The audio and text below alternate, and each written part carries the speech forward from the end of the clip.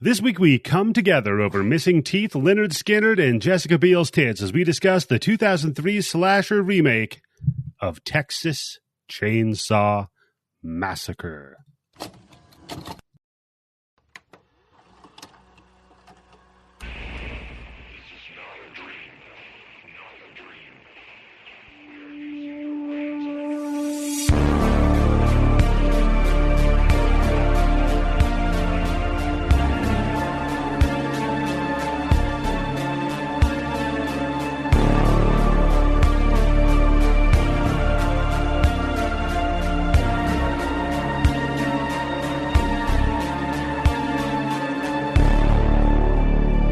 Hello and welcome to the Bloody Bits Horror Show. I am your host, Eddie, the Axe Jefferson, and joining me as always, the guy who's just wondering what happened with the 2 pounds of weed, Tim Yobo.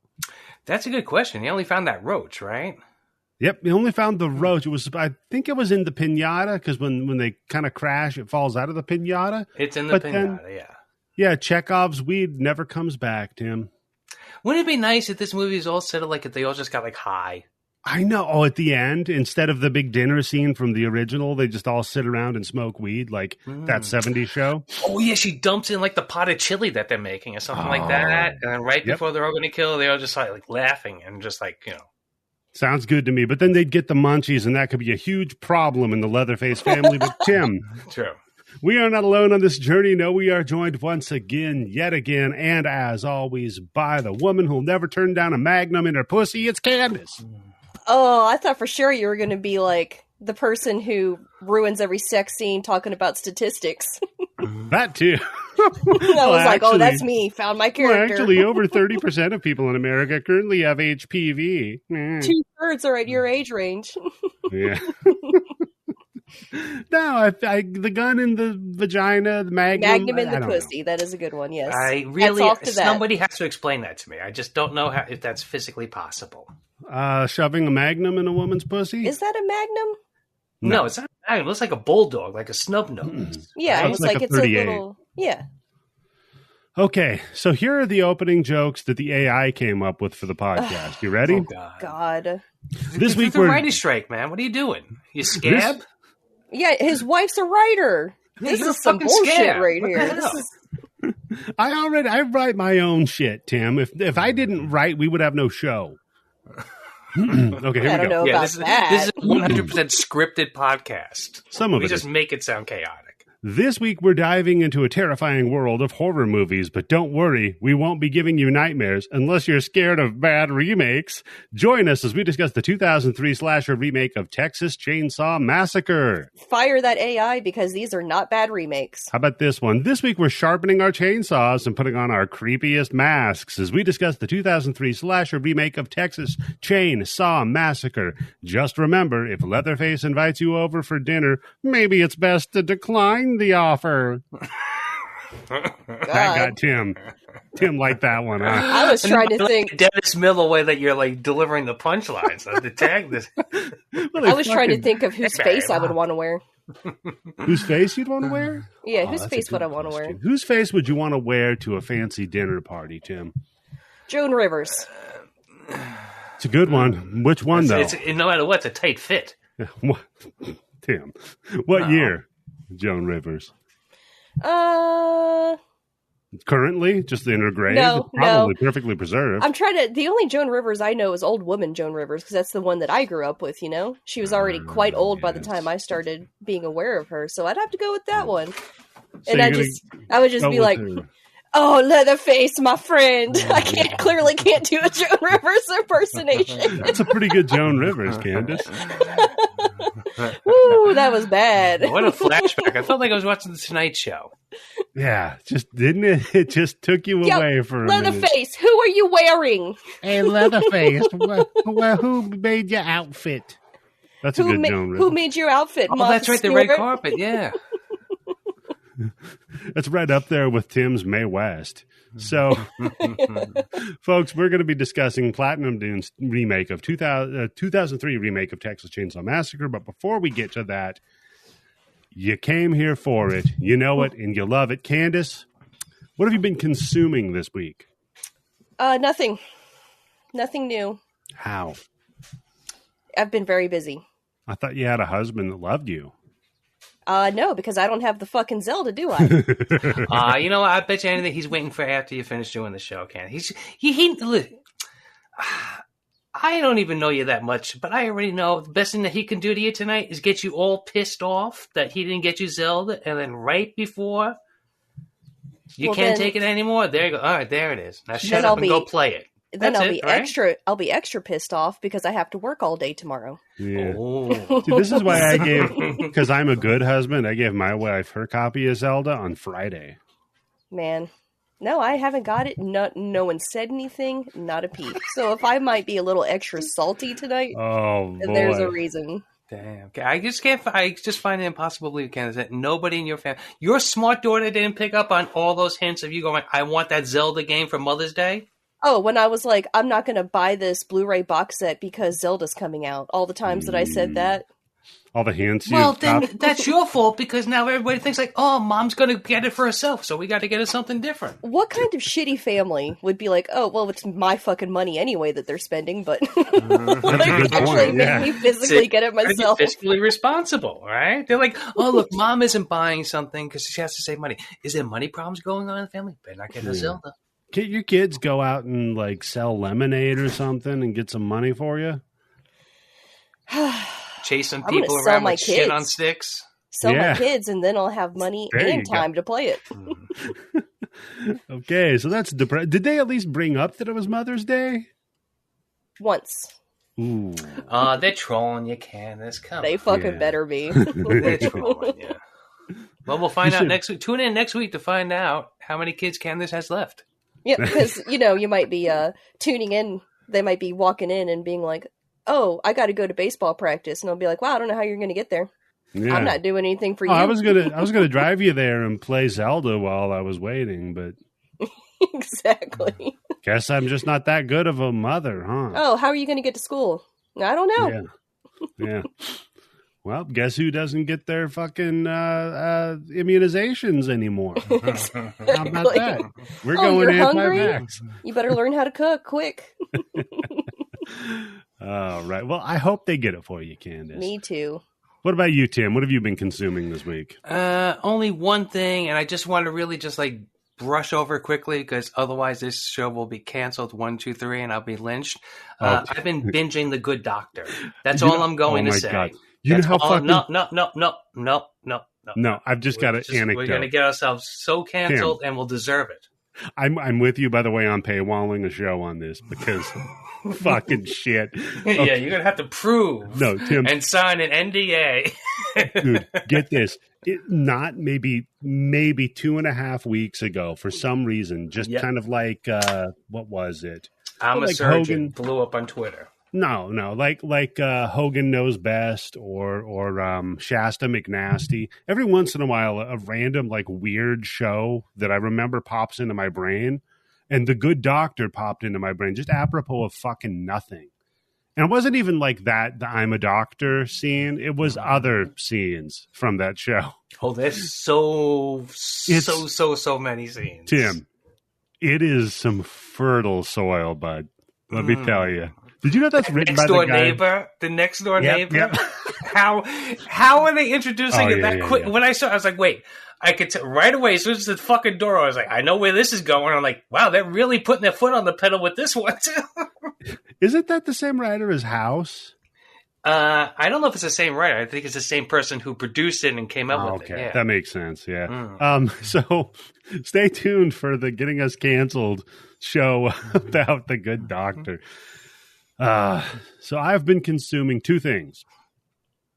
Number one, I've been consuming Diablo 4. Okay. Torturing yourself with the new game? The test server? Yeah. They're doing the server, like, let's see if we can overload it and get it to crash. Let's not do a Diablo 3 again.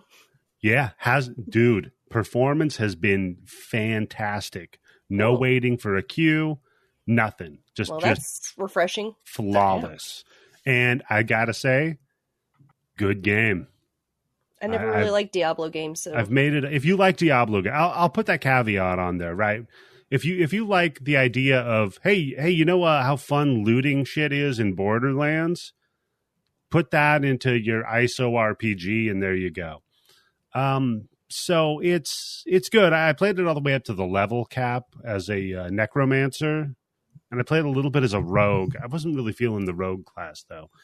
But more importantly, I've been playing this new Legend of Zelda game that came out. Now, when it came out, I actually purchased 2 copies of it, one for my wife and one for myself. Can I have one? So we don't have to borrow from each other. And when we finish with the game, Candice, I'll send it to you. I don't want to spoil anything because, of course, that's rude. But the big complaint with the last one was where the fuck are the dungeons, right? Well, that's what the temples were. No, Right, they had to fly. right. The guardian beasts were the dungeons. Beasts were the dungeons, right? But Yeah. people were like, "There's no proper in the dark dungeon Oh, crawling." shut the going on. fuck up. Well, And if they just made the same game over again, they'd be bitching about that. well, those babies will be happy that we're throwing the fucking toys out of the pram, as the Brits say, because you start in a dungeon. Oh, Yeah. and that's the So- tutorial? That's Yeah, when they're sorta. teaching you all the mechanics and stuff? Yeah. So hopefully they're a little bit happier with that. Sounds good. I'm glad. I'm glad everyone's happy. Yeah. Yeah, I'm real grateful. Grateful for everybody on Mother's Day that you Before get to enjoy Legend of Zelda. Before we started recording, Candice pointed out that she was feeling a little low energy today. So I figured I'd help you out there, Candice. So, man, it's a beautiful day here. Like I said, 65 degrees. And It's storming here, and it's 89. In beautiful Southern California. I've got It's nice, not too bad. I got It's about this- like 78. Yeah, nice. I got this fantastic pork shoulder that I dry rubbed with a black cherry chipotle dry rub. I got And leftover nachos from last night. For They're Mother's trolling Day. you, Candice. For Mother's Day. Leftover nachos are great too, because it's not like they get all soggy. So yeah, I've got that smoking. It's been on there since 8 a.m. So once I'm done recording here, I'm just gonna get down there, shred that all up, have a nice little sandwich.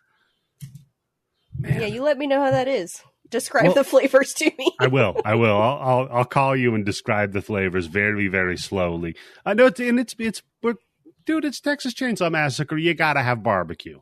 True. Oh, Okay. fair. Yeah. Fair. Okay, so man, 12 minutes. I guess we got right to it. Well, Oh, you wait, don't can I have tell me. my bus story? Yes, please. Okay. I don't often ride the bus, but sometimes due to trains being out and construction, you have to take a bus for a couple of stops or something like that every once in a while, right? Uh-huh. I prefer the subway more to the bus anyway, but while I'm on the bus, this blind guy gets on. And he And trips. I have to mention the fact that he is a black guy, African American, because of something that he's going to be saying that gives it the extra kick. And the hard R N word, and Tim's going to say it. Yeah. I don't know about you, but you have the buses out there that lower. So like people, like Yeah. old people. Okay. Mhm. The bus stops. He's the first one there to get on the bus, and the bus lowers down, and he goes, "No, raise it right back up." Oh boy. Mm-hmm. Bus driver raises it up. He gets on, and he just walks right down the middle of the aisle. He's like, "Sorry." And he gets to a little bit towards the middle of the bus, and somebody stands up and says, "Here's a seat." Oh, and no. he loses it. Because he doesn't want to feel like he's being treated special. Exactly. And my experience with, especially some blind guy who's on a fucking bus, sometimes I can barely get on a fucking bus by myself. Okay. So if he's out doing that, he must be able to know what the fuck he's doing. Yeah. But, yeah. you know, somebody's just, I guess, trying to be nice. And he just, he's like, "No thanks, sighty." Wow. Yeah.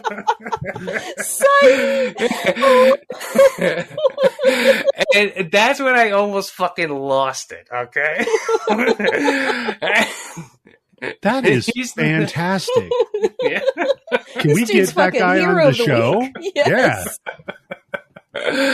I swear to God, because everybody in the bus like just fucking turned around like, what?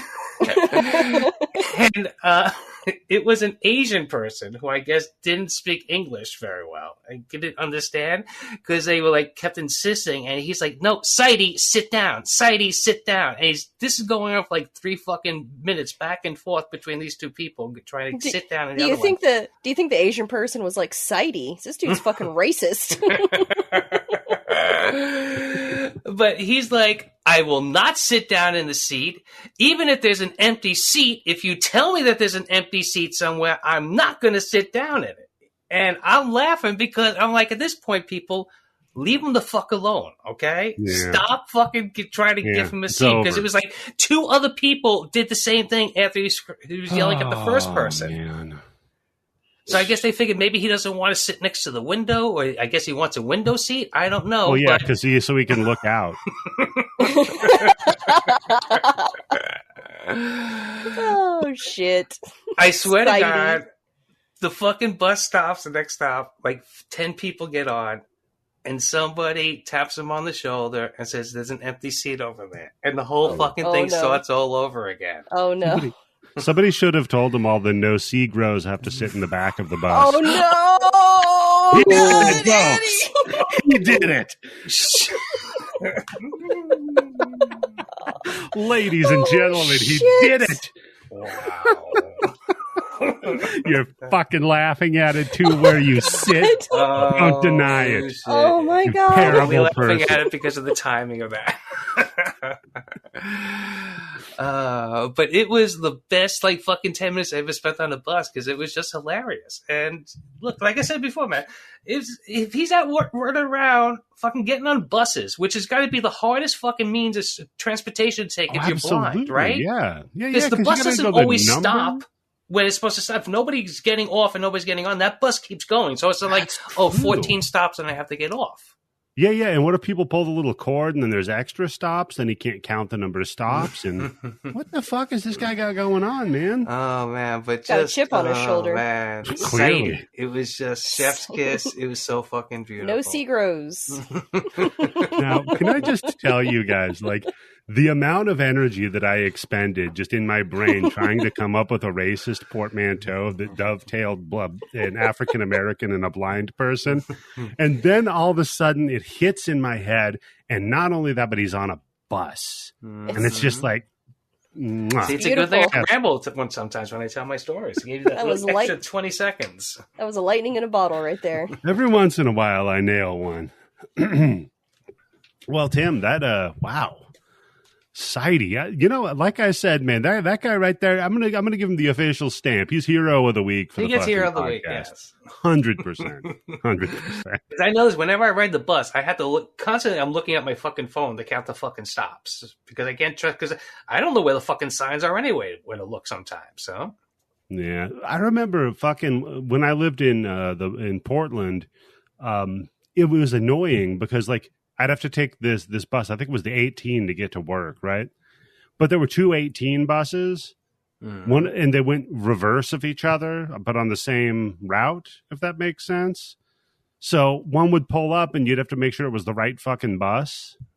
Wouldn't one be going one way and the other bus going the other way? Right, but I met him at literally like the bus depot. So it was like the first time that I went there, I didn't know which one of the 18 bus stops I was supposed to go to.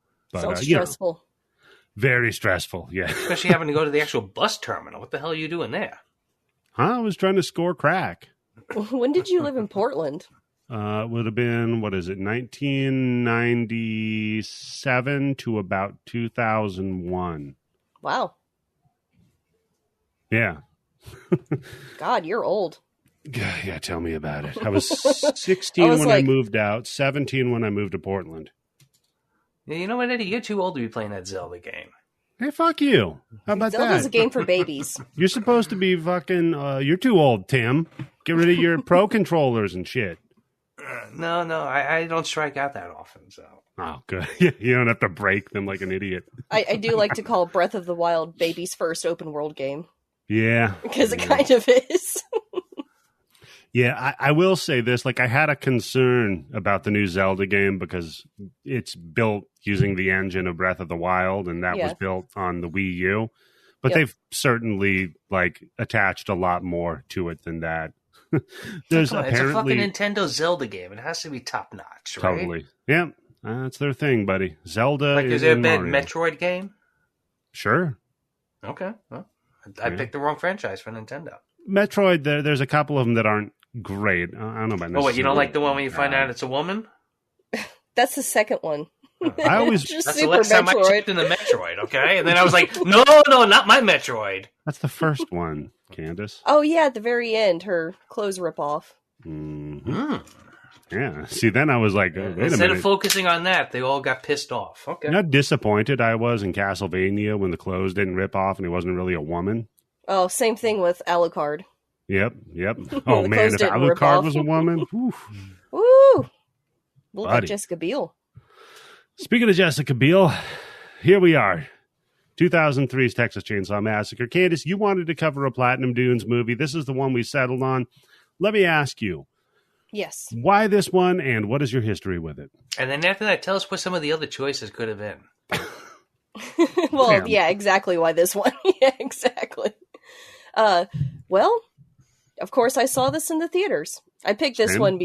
I picked this one for Platinum Dunes because the only other one I thought was even barely redeemable was the Friday 13th remake. I enjoy that movie. It's not perfect, but it's a fun movie. It's the one with the tunnels in the pot? Yep. Yes. Okay. Yeah, solid movie. Hey, this one's got tunnels and pot too. Exactly. This one I think that was better. I think this one's a genuinely good movie. And I'm going to go ahead and say it. You're going to go ahead and get pissed off at me. I like it better than the original. Oh, come on, Candice. Oh, you know what? Eddie, call a fucking husband up right now and tell him to take that Metroid game and fucking smash it outside. I think you meant Zelda, better than the fucking original. Okay. Oh. Well, let me give you a little bit of background with me in the original. I saw it when I was 13 years old. And I was so pumped because finally I got to see the Texas Chainsaw Massacre. Everybody talks about how insane this movie is. And it bored me. It wasn't gory. It wasn't scary. I was not blown away by it. I was like, oh, that was okay. And and then I see this one in the theaters opening night, and it blew me away. Scared the shit out of me. And I loved every second of it. And I remember watching this, and I'm like, have movies gone too far? Like, this is... this is 18-year-old... This is 18-year-old Candice watching this, and I'm like, this is almost too much. That's not... I mean, but we laugh about it now because look at where movies have gone. But exactly. At its time, that was kind of a fair thought to have. I mean, for as far as like mainstream movies, I mean, clearly like I Spit on Your Grave or Cannibal Holocaust. Are you referring to the original or this remake? The remake. Both, to be completely honest. Oh, definitely the original. The original, holy shit. Yeah. But the original, I get it. I respect the hell out of it. I don't particularly like it, but I get why it was a fucking game changer. You cannot overrate how important the original Texas Chainsaw Massacre is. Yeah. Cannot stress that enough. But I do like this one better because it is more my style, I guess, because there's a lot of gore, there's a lot of torture, there's a lot of tense moments, plus there's a little comedy. Well, the original does have comedy in it. Yeah. All I could think was, look what your brother did to the door. I see this, I get that. I see this as being a good double feature with like Queen of the Damned. Oh. I guess we know where Eddie lies in this then. Let's take a poll after this podcast drops. See where people lie on us. What about you, Tim? What's your history with this one? I saw this once. I rented it when it came out. What year this is 2003? Yes, sir. Jesus Christ, man. Fuck. Don't you feel old? Well, no, it's just, no, not that. It's just shit that's like within like 2 years either way of 9/11. It always boggles my mind. I was like, holy shit, how long ago that was. But yeah, no, this was like a 9/11 of movies for me. I saw it once. I don't want to see it again. Jesus the 9/11 of movies. Wow. No, I love the original. Yep. I saw it when it was in the movie theaters when I was, I don't know, what year did that come out in? 79? No, that's older than that. It's like 74. I know because I looked it up today. Yep. All right, so I was born in 68, so do the math. So, yeah, that's me sitting in the fucking movie theater seeing this for the first time. Wow. And this one, just didn't have any of the same feel of it. It was just now. 74. I can't believe I'm going to say this because I did the only thing I did enjoy about this movie, and my hats are completely off to the director, whoever was running that rain machine, who found a way. The producer must have said, "You know what? She needs to be in a wet shirt continuously. Find a way to do it." And oh, by the way, here's Leatherface. Hey, I'm not complaining. She looks really fucking good in this movie. My wife was like, "Wow, she's really like, yeah." But let's hope she doesn't get a shot of getting any fucking metal scrapes because she hasn't had a tetanus shot her whole life. Yeah, Jessica Biel is fucking hot in this movie. She's not a person I would put as like hottest Hollywood stars. You know, like I wouldn't put her up there, but in this movie, she's fire. Oh, yeah, the camera's doing something with her. And the camera's all up in her ass. Jesus Christ. I kept counting the times with how she kept getting wet. I just kept watching it, and I was trying to figure out. I kept trying to figure out what was better on her tits or her ass. And it was like, damn. She's got a great ass. For a white girl, she's got a great ass. For a white girl, 100%. Yeah. And it was those 70s jeans, man. See? Yeah. And that belt. I think that belt helped her a lot. Yeah. My cat just bit me. Well, happy Mother's Day. Happy Mother's Day. Talking about another pussy, yeah.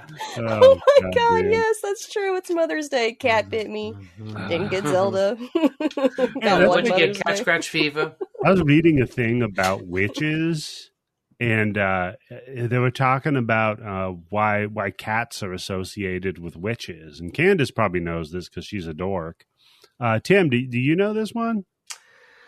I'll just assume that because throughout history, most people don't trust cats and they're sneaky, so that would fit in with being a witch, right? That would make sense. From what I read, it was because during the bubonic plague, the mice and the rats had the little mites on them that were spreading the plague. Mm-hmm. So the people that had cats wouldn't get the rats and the mice in their house. And then people were like, well, how come they're not getting sick and dying like us? That makes perfect sense. Witch. Yeah. Somebody who knows something healthy. Yeah, okay. I actually did not know that. Wow. Hey, look at that. Okay, so here we go. I saw this when it came out in the theaters. I'm nowhere near as harsh on it as Mr. Yobo here, but I'm neither as glowing as Candice. I would not say this is better than the original. It's perfectly serviceable, though. I'd probably give it about a 6 out of 10. That's fair. Fine. It's fine. Okay. Although, man, I got to tell you, when we were going over those movie lists and the Hills Have Eyes remake came up, I was like, how the fuck did I not think of that? Let's conduct a little bit of business while we're on the podcast. How about that? We've got, after this, another 2 weeks of Tuesdays this month, meaning we have another 2 remakes to cover. Number 1, I'm with you on Hills Have Eyes remake. That is a fantastic remake. Oh, yeah. My introduction to Alexander Aja. Tim, you seen it, buddy? Yeah, I saw it. Okay. Don't have any feelings about it either way from what I remember. Any strong feelings? Gotcha. Yeah. Okay. And then the last week, I thought for fun, why don't we remake a classic episode of the podcast before you guys joined? We pick a movie that was covered before you two were here. That's good stinking. So I'll let you guys. Well, wait a second. Before, because how many movies were before I was on? There were a few. There were a few, yeah. Yeah. Because the first one that came to my head was Nail Gun. I've actually been listening since the beginning because I'm sad. I've been recording it since the beginning. No, Candice is like, I'm going to do my homework. I'm going to get on that show. So, Platinum Dune. What is Platinum Dune? Well, Platinum Dune was Michael Bay making movies for under $20 million with new directors. The idea was to, get some new talent out there that hadn't directed a feature yet, and see what they can do on a budget, of course. Yeah, but that's all horror is. Yeah. Horror is always made on a budget, of course. And when you put too much money into it, it's not good. Sometimes it thrives on the skinniness. Yeah. It's the limitations create creativity oftentimes in horror. Mm-hmm. So, they wanted to go with the entire, based on true events angle with the original and make this one feel a little bit more real. So, this one was written, of course, by Scott Kozer. Oh, let me interrupt you for a second because my son watched this with me. Okay.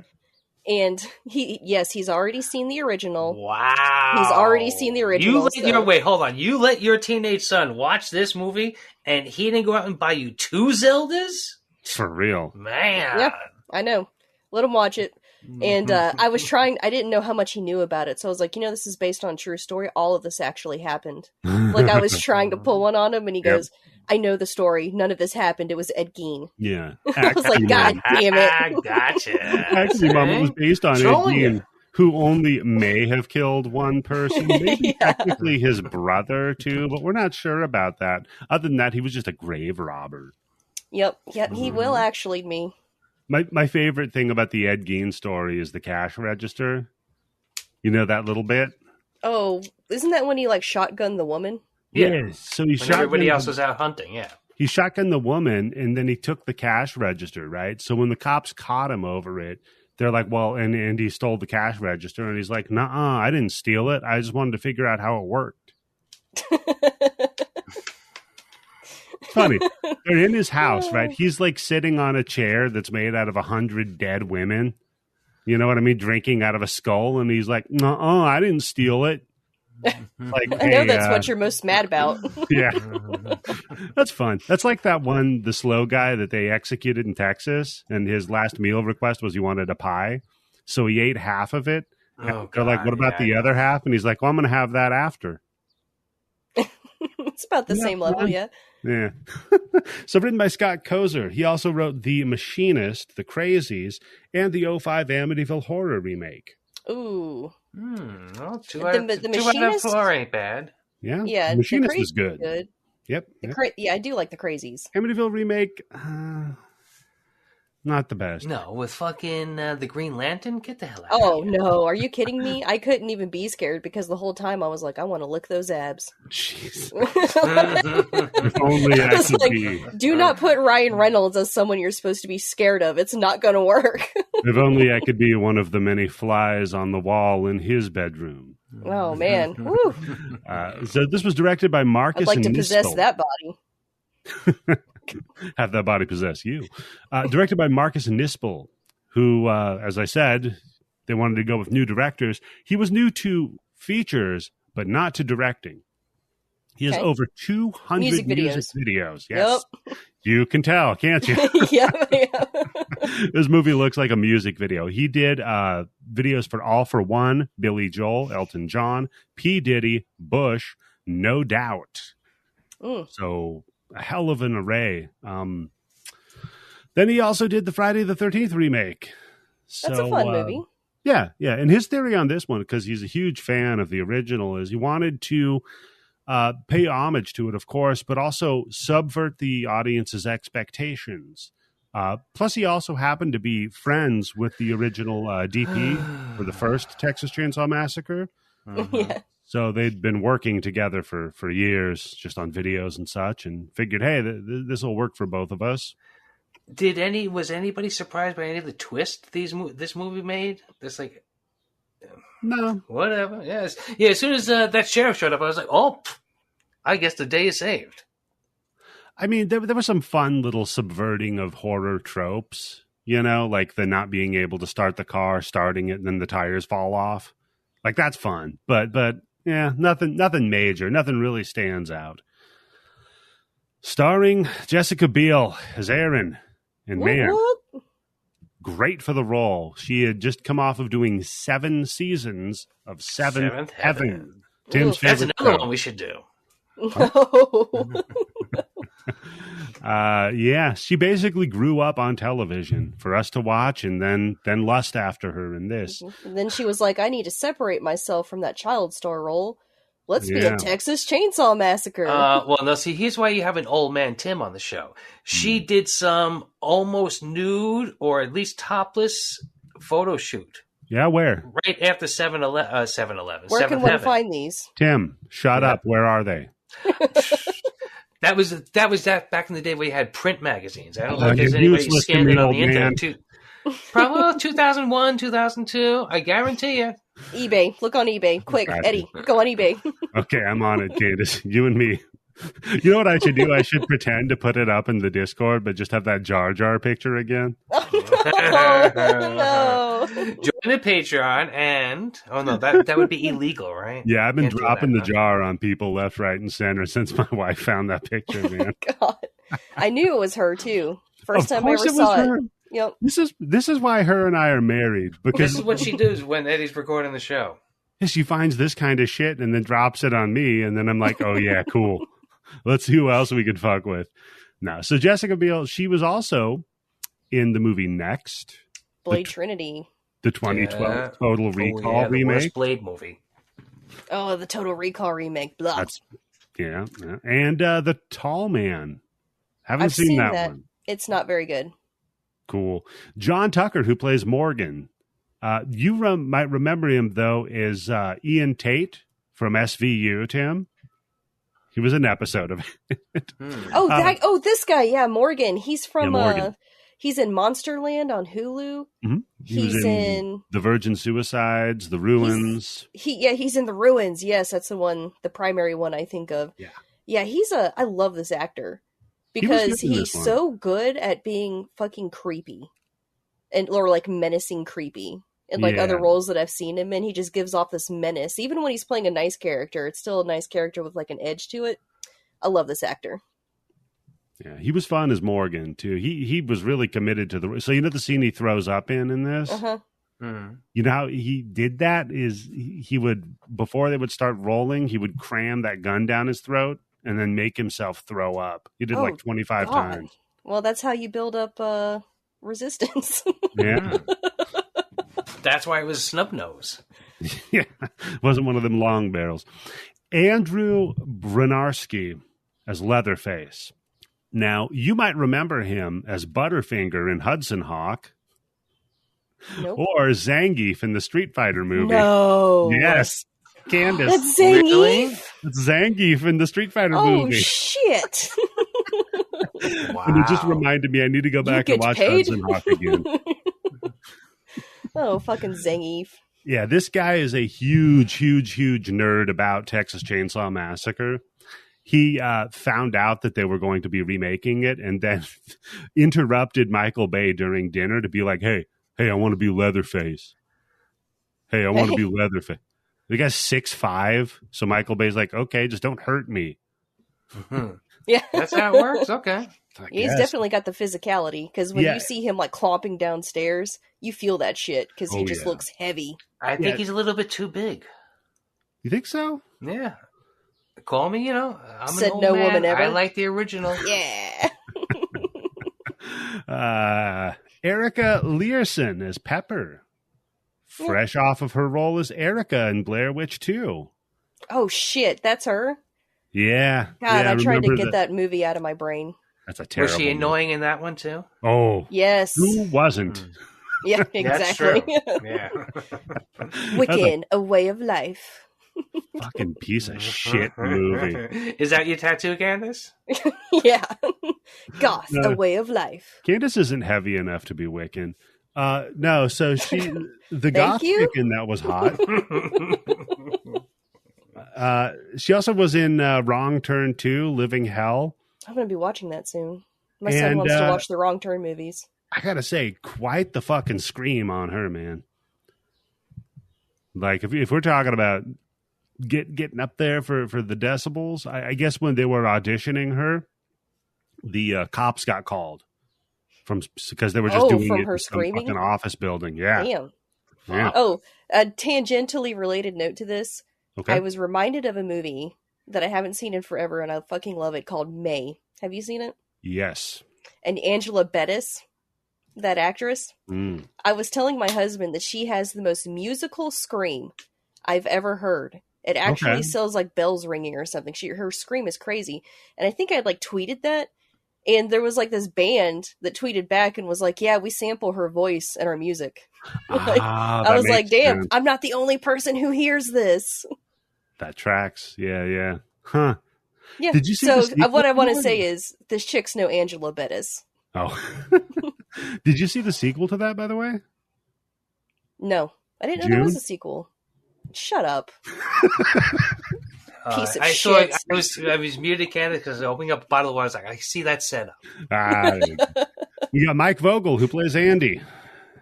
Yep. No, he was in Cloverfield. Really? Yeah. Wait, is that Jessica Biel's boyfriend? Mm-hmm. See, I kept thinking he was in that fucking... No. That's Kemper was the boyfriend. No. Yeah. Andy, the other, the blonde guy. Andy's the blonde guy, the one who is the soulmate of the previous chick. Yeah, okay. Now I'm just going to start calling her the Wiccan now that I know that's who this is. The guy who was well hung, Tim. No, he was in Cloverfield. 3 times, yeah. You got to it. So Eric Balfour is Kemper. Eric Balfour. I like this guy. I do too. Where I was introduced to him was in 6 Feet Under, which is a fantastic show if you haven't seen it. He played the foot fetish creep boyfriend of Claire. Cute. Yep. He was also in 24, and I just have looks like a guy Candice would have dated. Not wrong. There's a certain weaselly, like, rodentness to him. That I'm like, yeah, Candice is all about rodentness. Damn. Oh, man. There's something about his face. I could swear he was he in like that one of the like Battle Line movies in LA, something like that? Skyline. He was in the show Haven that was on the Sci-Fi Channel. If you ever watched that, it was based on Stephen King stuff. Oh boy. He's in the dude's in a lot. That's always the first thing that comes to my mind though is Eric Balfour from Haven. No, when I was watching this movie, I was like, I recognize him, but I couldn't think of anything that I saw him. And I looked at all the stuff that he's done. I was like, I've never seen that. I don't see that. But I'll tell you one that you don't need to look far to remember, and that's Arlie Ermey, who plays Sheriff Hoyt. Oh, shit. My son, as soon as he heard his voice, he goes, he's in SpongeBob SquarePants. He is. Yeah. I was like, he called it. He's like, I know that voice. Yeah, I mean, fucking fantastic. Dude is great in everything. Of course, he broke out in Full Metal Jacket. He was in Mississippi Burning. And one of my favorite roles, Saving Silverman. He was their coach. Yeah. Women just want your man juice. Arlie Ermey's so good. He's so good in this, too, man. Oh, he makes this movie. He's the best part of this movie. 100%. He is, yes. And John Larroquette. Yeah, reprising his role. Yeah, reprising his role, doing the opening. That's where the 2 pounds of weed went. Yeah. For the listeners, there was a rumor that he was paid to do the voiceover in the original with pot, which his son, ounce of weed. Yeah, his son did confirm that on his podcast. So that's about as true as you could get, I suppose. But he's a bloody buddy. He sure is. Candice knows what from. Tim doesn't. He did a voiceover in another movie that we've covered. That's not the one I'm looking for, Candice. He was on screen. He was on screen. He was in Tales from the Crypt. Yes. He's Tales from the Crypt, Demon Knight. Yes. As who? He plays the zombie guy that's in the acid bath downstairs. He plays a zombie guy in the acid bath. Oh, why didn't I recognize him? Okay, sorry. You see him, and then they cut, and then you see that the Crypt Keeper is the director of the movie, and he's like, oh, I've had it working with this stiff or whatever, and kind of leaves. There's also Dan Felding, of course, from Night Court. He's in Stripes. I mean, he's in a million things. Yeah. You gotta love him. Yeah. He's also in the 10th Kingdom, NBC miniseries I love. The 10th Kingdom. Haven't seen that one. Oh, no one has but me. But I have it on DVD. Oh, man. I also saw they rebooted Night Court. He's in that, I guess. Really? Oh, yeah. I saw a picture of it. With, what's his name? Anderson's daughter is the judge. Yep. I was like, I might give that a shot. It's probably going to be total dog shit. Yeah. Yeah, they keep recasting shit with women, Tim. Well, that wasn't why I was screaming what, but he's in the show. I'm assuming he's the same character. He's still the DA, and somehow or another Harry Anderson is dead or retired, and his son or daughter, or even a kid that he knew when he was growing up, managed to take the same court. Maybe. But you just mentioned either dead or retired. And Tim, I want to posit to you, what if he's dead and not retired? Can we have a zombie judge show? Ooh. If anybody, Harry Anderson could pull it off. Oh, that's like that. What was that TV show where the woman was a zombie detective? What? What the fuck was that? There was a TV show where there was a woman that was like part zombie and she was a detective. You can't be part zombie. No idea what you're talking about. What does that mean, part zombie? What the fuck was it? Yeah, it's literally called Zombie Detective. Never even heard of it. Why did I not know? Tim, you'd love it. It's Korean.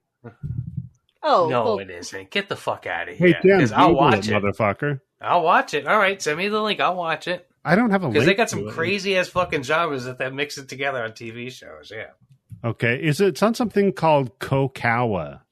Oh, I know what it is. Yeah, Yeah, I figured you did. Yeah. All right, Tim, I'll link it up in the Discord for you. You can take a. My wife has a monthly subscription to it. Yeah. Korea on Demand. How much is that? I might get that. It's only $10.99 a month. Okay, I linked it in the Discord. Okay. They used to have a lot of the shows and movies had English subtitles, but for some reason they stopped doing it. That actor looks familiar in it too. Let me guess. Before I even pick up my phone, which you almost got me to reach for it, you motherfucker. But I ain't looking at no fucking JoJo Binks balls, okay? Fucking Korean show, Zombie Detective. Part zombie. I linked it, Tim. No, that's okay. I hear it going up, bloop, bloop, bloop, bloop, but...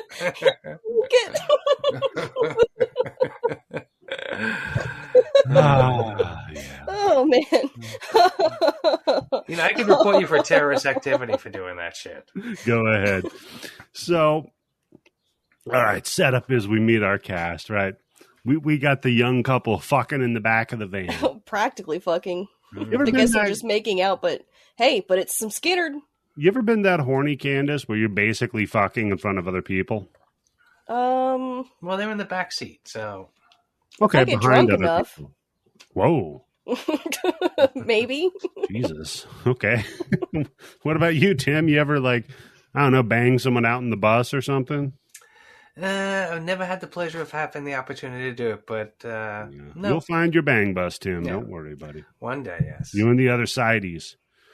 So we got the prude, we got the third wheel, and then we've got Erin and her boyfriend up front, their creepy boyfriend. We'll find out that Eric Balfour. There's something weaselly about him. Look, I'm not saying he's a bad actor. There's just something weaselly looking about him. I mean, he did grow up in a cult where they're all weird nudists. Oh, damn. Really? Did not know that. Candice is looking up that cult. Well, when he actually had to leave because he was halfway decent looking. Yeah. You're making everybody look bad. Get out of here. Get out of here, kid. No, you're just on the wall. You're just hanging out there with your binoculars. They're we can see you. You're 15 feet away from us. I'm Splinter selling it. Oh, yeah. On night vision. It's fucking broad daylight. You blind yourself. Shit. So we find out that they're smuggling 2 pounds of Mexican weed to a Lynyrd Skynyrd concert. Hell yeah. And along the way, they pull over to pick up a hitchhiker. Oh, we didn't mention her in the cast. I know her. You know her personally? No, not personally. I know her from another show. Professionally. Because I hadn't watched this since I had watched this show. And then I watch it now and I'm like, oh shit, that's the chick from Lucifer. She's the main person in the show Lucifer. That's on Netflix. It's about literally the DC character Lucifer.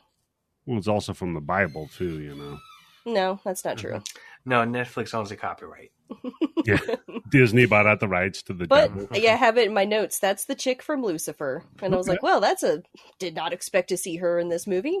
Another one I haven't seen. That's, Oh, it's based on comics, so there you go. So, well, yeah, you don't watch good shows. That's did you say that they pick her up as a hitchhiker? Yeah. They don't pick her up as a hitchhiker. They pick her up because they almost fucking run her over. They sort of pick her up as a hitchhiker. As she's walking down the road. Yeah, she's walking in the middle of the road while Weasel Boy and my future wife are making out. and they have to like swerve to not hit her real quick. Oh shit, you know, and then they whip over, and she's like, "Oh, I gotta get away. There's a bad man. Gotta get away." I'm like, "You're putting this in your car." Yeah. You have, although she does she does need to go to a hospital. And folks, if you've never heard this point of advice, let me give it to you now. Never commit a misdemeanor while you're committing a felony. Yep.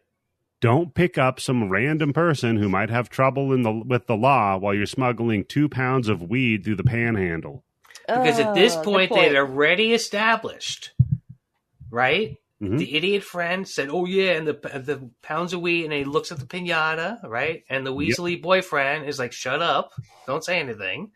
And then she finds out because they have the pot. Yeah, because they slam on the brakes. You don't stop no matter what. Yeah, they slam on the brakes to miss her. The piñata falls over, and so does the brick of weed. Mm-hmm. Now, how are you gonna smuggle that into the Skinner concert, huh? Yeah. So the writer points out that in his mind, there was no way to really redo the hitchhiker scene from the original and improve upon it. I could tell you right now, she could have a sign up saying, "I'm looking for a ride to the Leonard Skinner concert." Yeah, and you still wouldn't pick her up? Not if she has a ticket that says tickets for sale or tickets for sex. No. So, then she withdraws a snub nose from her vagina. This is where my son goes, where was she hiding that gun? Yep, that's why I made a point to say that she was walking down the road. She wasn't stationary. And you can see that she's got blood smeared all over her thighs. Well, yeah, because she put it in the wrong holster. Damn. Yeah, I was like, this is a small gun. She could have just like tucked it in her bra. Kept it in her armpit, right? Oh, my arm hurts. I can't move it. That's it, right? Yeah, there was nobody out there. She could have just taken it out of her vagina at that point. Yeah. Yeah, so wait, hold on. All right. Let's not spoil the movie too much on this one, but just let's think of the logistics of this. Okay. She supposedly escaped from that place, right? Yes. And somehow or another she gets the sheriff's gun, right? Because later on he's going to put it in the ankle holster. And after all that, she decides she's got to fucking pocket pussy the gun instead of holding in her hand until she's 100% sure she's away from that bad man. Do you think that isn't she walking the direction that they going back to the mill? We'll get to that in a second here. I was going to say she pussy pocketed it because she was like, well, if they catch me, I don't want them to know I still have the gun on me. That's the first place I'd check. Well, if you have the gun, it's going to be a lot harder for them to catch you. Yeah. Check the cooch. I'm probable cause. Check the cooch. I'm going to get my balls shot off. So she withdraws the gun, sticks it in her mouth, and I love the way they did this. It's a good scene. They use like an air cannon to her face to make the cheeks puff out.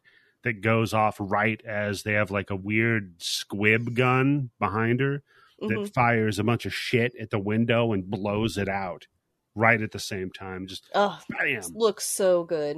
Looks really, really good. And this is where I said, very good effect. Yes. Start this movie off with a bang. Mm-hmm. And then the shot that goes from the front seat of it and then pulls out through the hole. Oh, through the hole in the head, and then you see the smoke coming out of her lips. Yeah. So good. They used an endoscope for doing that, like you would do for doing like a colonoscopy. I was wondering how they did that. Yeah, I watched a documentary on this. Clearly. Yeah. I do like the dude that's all like, I guess that's what brains look like. Oh, yeah, he just keeps staring at him. It looks like lasagna. Like, Jesus Christ. Oh, God, keep Garfield out of here. Oh. Now that's a hell of a Monday, you know what I'm saying?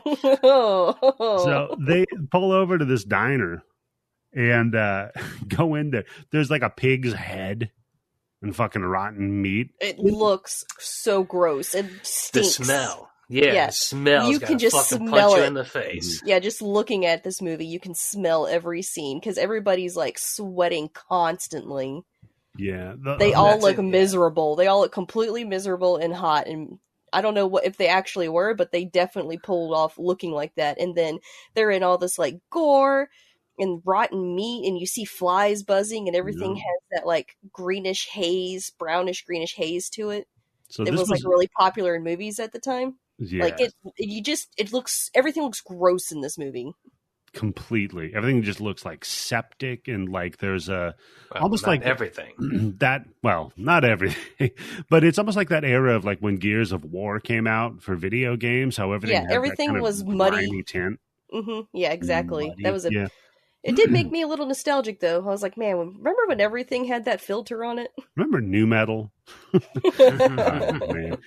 So, no, it was that hot. They filmed this all out in Austin, Texas, in the middle of the summer. So, like that scene at the beginning where you see them on the rope swing going into the lake, that every night they would always find locations to film at where there was some sort of a lake or something nearby, because every night they'd go out, and that's the only way they could really cool off effectively.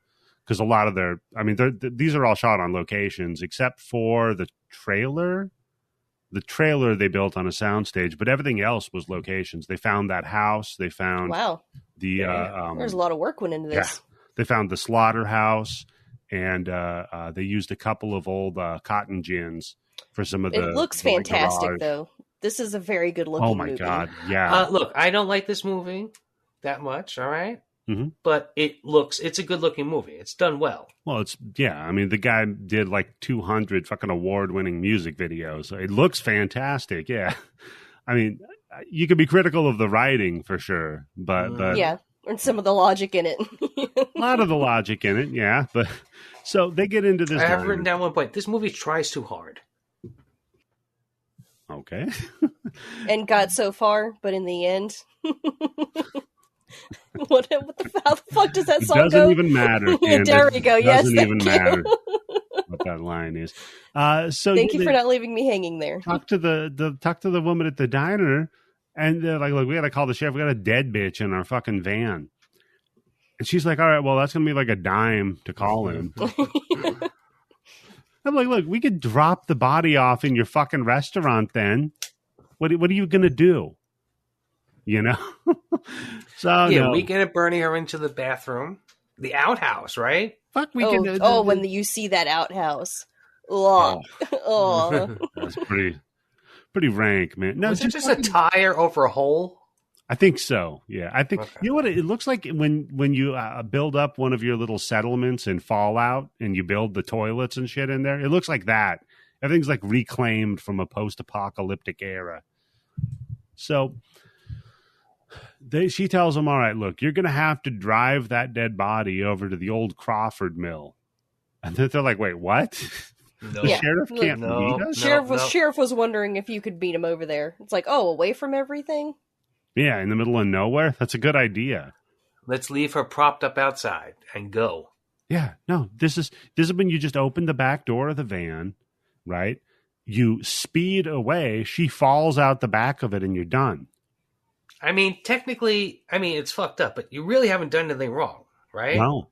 You didn't kill her. She did it. She killed herself. Jim, there's not a court in the land that would see you swinging for this one. Well, no, there's a court in the land in Dallas. I would see you swinging for 2 pounds of fucking pot that you have in your car, and you're going to go drive to a fucking sheriff's house, wherever the sheriff is, with a fucking dead body in your car and just expect, of course he's not even going to want to search the fucking car. Yeah, I'm surprised nobody brought up, like, look, we have 2 pounds of weed in here. I'm not going to the fucking police. No. At this point, they had already ditched it. Oh, the weed, that's right. Yeah, because he's like, we can't go to the cops. We have 2 pounds of weed. And so Eric Balfour, grabs the pinata and, chucks it into a field with cows. Yeah, that's you right. Hear the cows. The high fucking cows. The high cows, exactly. Extra juicy. Drink that milk. So they just wrap her up in a newspaper and go out 4x. Because, to get to this old mill is so off-road. And you're just seeing them, hitting these potholes. And, when I was admiring the set pieces and cinematography in this movie, I was thinking about how, just fucking creepy everything looks because it's so huge and out in the middle of nowhere, and they really show that off. When it's showing the exteriors of buildings. Mm-hmm. There's a town not far from where I live that looks very similar to this. It has a population of 9 people. I was like, I know what this place is. It's like I actually live pretty close to a place exactly like this. So maybe if Eddie and I moved there, we could take over that town? Yeah, you could. I mean, sure the land's real cheap. Yeah, 9 people, Tim. Jesus Christ. We almost outnumber them. So I think we're good. So with a couple of mirrors, we could probably trick them into thinking they're outnumbered. So, So they pull up to the old mill, and they're waiting for the sheriff for a minute, but they're like, all right, this is taking too long. We got to go see Skinnerd, right? So it's time to vote on the plan. Okay. Now, either this mission's going to be a pump and dump, we're just going to drop her ass off, right? Or we're going to stay in it for the long haul, wait for the sheriff, fill out the paperwork, yada, yada, yada. The guys have it figured out. They're like, look, I mean, she's already dead, right? And it wasn't our fault. Yeah, we didn't do it, right? But then Beil, I mean, she's got the beauty. I don't know about the brains here, though. She's like, look, man, imagine you're her parents. Would you want her to be dumped out here in the middle of nowhere? I like the. It turns out, no. Yeah. The funny thing is in this movie is that, like, the stuff they do to be nice people is the worst thing they should do in this situation. Oh, totally. So it's like they're just trying to be nice, and you can see that, but that's what gets them fucked over. Yeah, this is it's just her. It's nobody. Everybody else wants. That's true. Everybody else wants to bail, but her. Yeah, this is like if I wrote the movie. He's like, oh, see what being a nice person gets you. Oh, God damn it. So, yeah, they decide they're going to go looking around. Oh, I do like that Morgan's all like, because he learns that the sheriff's probably out getting drunk right now from the dumb little boy they find. Oh, where's his fucking banjo? That's the note I have. Hey, that little kid, he's from The Ring. Really? The Ring is that kid? Yep, that's the same kid. Because I was like, I know that kid. Motherfucking eyes. Yeah, that's right. Yep. I remember that. Oh, shit. Yeah. They should chuck his ass. Wait, you let her out? Fuck that kid. I do like, though, that when they find out that the sheriff's drunk, the dude Morgan's like, yeah, well, fuck this then. We'll leave her here. If he doesn't care, I don't care either. Yeah. It's like, yeah, no shit. No, instead they decide they're going to fucking Scooby-Doo it, right? They see a bunch of hung-up baby dolls, and they see a person just kind of swing by in the background of them and spook them out. That's, they find out it's the boy, the banjo kid from Deliverance, as you said, Tim. He's got those Bubba teeth in. Yeah. They got him out of the quarter machine. I do like the scene with the possum, though, when they get a not quite spring-loaded possum, but a jump scare possum. Yeah. So originally, when they were trying to clear out this location, they found a dead possum. Oh, no. Yeah. Oh, repurposed. So no, Tim, it was alive. So then the director's like, because it scared them to find the possum, he's like, hey, that's funny. Why don't we get a possum out here? And so they found an animal wrangler, which in Texas, that just means a guy with a porch. Yeah, I mean, 20-minute drive. Yeah. I'm sure it wasn't difficult to find one. Right. So this guy brought his possum out there. You want an elephant? I could bring you an elephant. This guy brought his possum out there. They put it in the little like closet or whatever it was in. They're like, all right, action. They open it up and it wouldn't move. And they're like, what's wrong with it? And he's like, yeah, it's a possum. It freezes and plays dead. Pretends it's dead. So he's playing his role. What the fuck he wants? Yeah, he's very method. Possums are notorious method actors. So it's the director's like, well, could you get him to look like pissed or something? So the guy's like, all right. And he went in and riled it up was the note. Which, if you use the term riling it up. Beat it with a stick. Yeah. Just poke it. No, with his fingers, because it almost bit the dude's finger off. Oh, you stick your finger in its ass. That's how you rile up the possum. Hey, that's it works both ways. It's like an on-off switch. When they get too riled up, you just do it again. And that settles them down. Yeah. Hey, yeah, man, that's what we should have done to you at the beginning of the episode, Candice. If you get all riled up, just quick finger in the ass, you're good to go. Oh, mention Zelda again, I'll put my finger in your ass. Oh, man. You have a broken master sword in it. It's interesting. Shut up. God Really? Yeah, that's how you get back at me? Mm-hmm. I have a picture of it in the Discord. Here, I'm going to link to it right now. Bloop, bloop. So yeah, Banjo Kid gives some directions to the sheriff's place. Then he makes a point to say, roads don't go out there, right? Yep. So the two of them take old Banjo Boy back to the van to poke the dead body with a stick for a while. Yeah. You do get to see a lot of glorious brain chunks whenever it looks into the back of the van. Yeah, looks pretty good. I mean, and of course, all those practicals of meat and organs and shit, they just went over to some, like Mexican butcher. I think they had some pictures of the place, and I recognized some of those parts and some of the words they were called at the shop. But they just bought up whatever they could and just kind of let it sit out there in that nice Austin, Texas sun in the middle of the summer. Whew, let nature's do it work. Yeah. Oh yeah. Right. Yep. So they the other two, Aaron and her man Weasel Boy, they go over to the sheriff's house. Yeah, what was it? It was Kemper. That's right, because it was after Ed Kemper. He throws a Kemper tantrum. Shut up. Was it Ed Kemper? Was that the serial killer? Yes. Yeah. It was Ed Kemper. Another Ed. Yeah, you know us. John Wayne Gacy. Well, we just had Gein and Kemper. There weren't that many Eds. I guess that's two of the big ones, though. So yeah, they're pretty famous. Not a good point. Be like that other kid named Adolf, right? Oh, there was that other one. There was a couple of other Adolfs. Oh, man. So, yeah, they head up to the house, knock on the door. And speaking of wheelchair dudes, we got our wheelchair dude for this movie.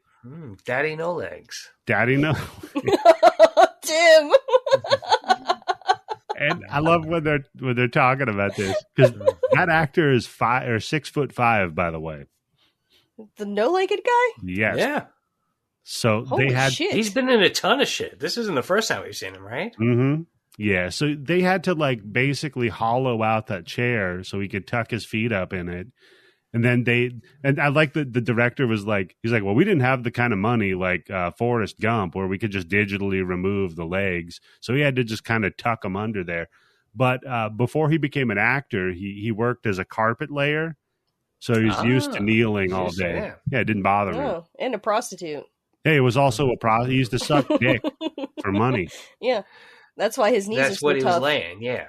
Yeah, no, he was laying carpet, Candice. That's a little different. Oh, okay. You should ask your husband about that one when he's not giving you a Zelda game today. Yeah, you heard about laying pipe? That's also some laying carpet. Yeah, tearing up that carpet. So Aaron goes in there to call for the sheriff. And this is our first, besides the way everybody looks, this is our first, wait a minute. Because she calls up the sheriff. The sheriff's talks to the sheriff's wife. She's like, yeah, he'll be there in a little while the sheriff shows up. Yep. Mm-hmm. So, okay, a little bit of a problem. And his dialogue, Arlie Ermey. Oh, he's one of the best parts. He's having so much fun around them and the dead body. So great. Yeah. He just grabs the gun. I typed in some of his quotes. Oh, please. Just because they're so good. He's trying to get the other dude to help him wrap the body up in saran wrap. Saran wrap you would just get from the store. Yeah. And he's like, oh, I bet she's real sorry she's getting her blood all over your goddamn arm. This is great, dude. Or she's kind of wet down there. What you boys been doing with that dead body? He's talking about, yeah, back when I was just a patrolman, I used to love wrapping up girls like her. Caught myself a feel every once in a while. He grabs the body's tit as he's talking about it. Yeah. Oh, he's Have movies gone too far, Candice? I mean, it shocked the hell out of me when I was 18 and watching this. Shocked and titillated. So, yeah, they help her wrap her up and go to pop her in the backseat of his car. And he's like, Jesus Christ, what the fuck are you idiots doing? Put her in the trunk, you moron. Yeah, he's like, hey, I'm a police officer. going to respect this body. Get that piece of shit from back of my car. Well, no, actually, I don't have it written down, but I remember the line, and I thought it was actually pretty clever. He says to her, Jessica Beil, I have as much respect as anybody around here for a dead body, which I thought was kind of clever when you know what everybody else around there is, right? True. Yeah. So he's not lying. He's just, Yeah. So Kemper, after he tries to because Aaron has to go back to help wheelchair guy. He's in the bathroom. Yeah, he's like, hey, can you? He's like pouring out his catheter. No. Again, no. Fuck this shit. This is a great place to dump the fucking body and get the fuck out of there. Yeah, because what he's going to do? He's in a wheelchair. Right. You gonna fucking pick him up in the bathroom after he's been fucking holding his colostomy bag? Fucking daddy no legs. That was a red text one, wasn't it? No, it wasn't. I swear to God, it's just a regular ink joke. Okay. So yeah, Kemper's wandering around the house though to find Aaron because she hasn't come out to visit with him in a minute, and he walks by a room where there's some cartoons on. Kind of notices some little jingle jangles on the door, and it's like a shitload of lockets, all kind of interconnected. Some little trophies. As he's looking at that, fucking Leatherface from behind. Whack! Just axe to the back. Done. Drags his ass off, and we get the class. Original does it better.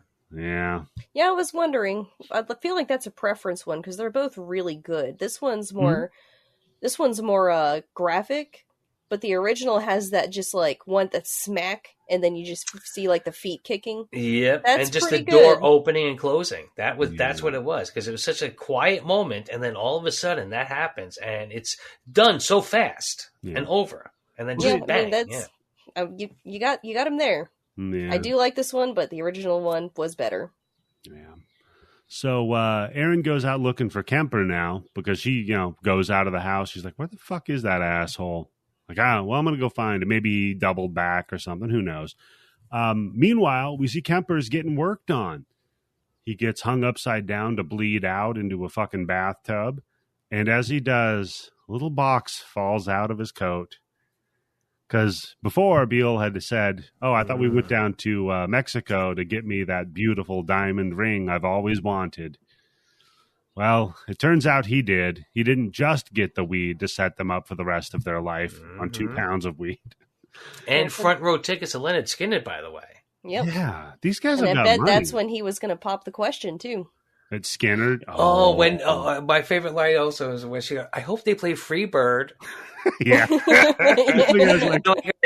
1973, so yeah, that's a valid question. Right? But the guy that's all like, well, as much as the tickets cost, they better.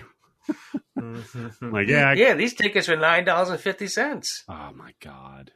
I got them at the record store. But Tim, how much of that money was Ticketmaster's convenience charge? Oh God, don't remind me. After buying those ghost tickets. Oof! How bad did they bend you over on those? At least $40. Yeah, at least $40 a ticket was probably all the fees, right? I think it was like $37.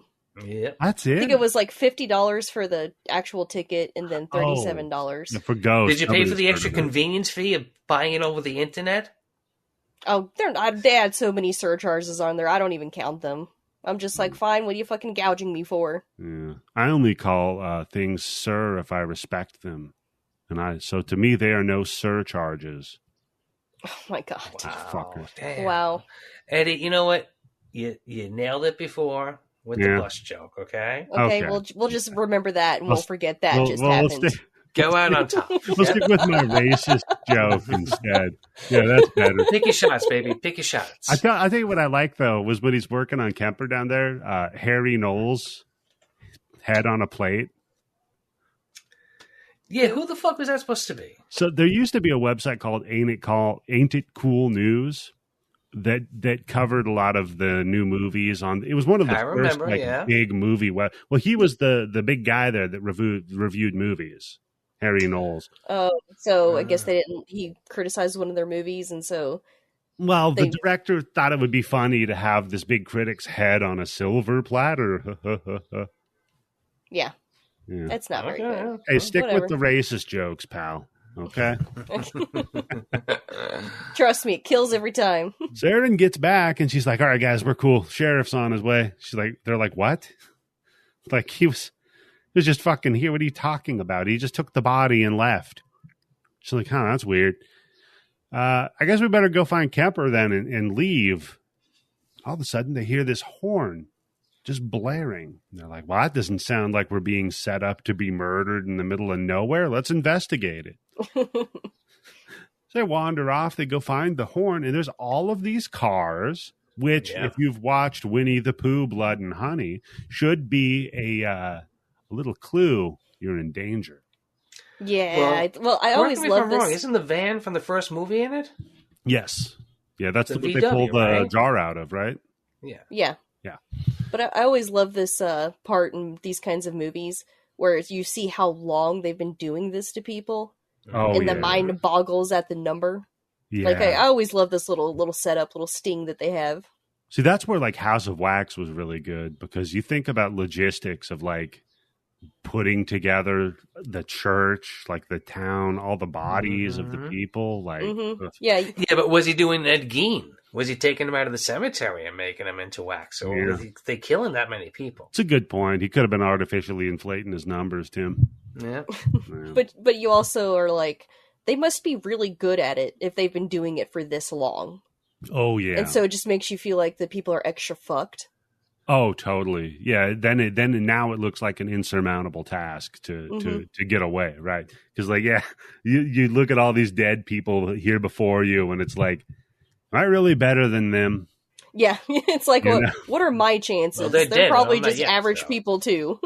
Right, yeah. Or you never know, though. I mean, the people coming for you could have an off day. You could catch them slipping. It happens. You could have a new game of Zelda to play at home, and you want to get home quick. So God.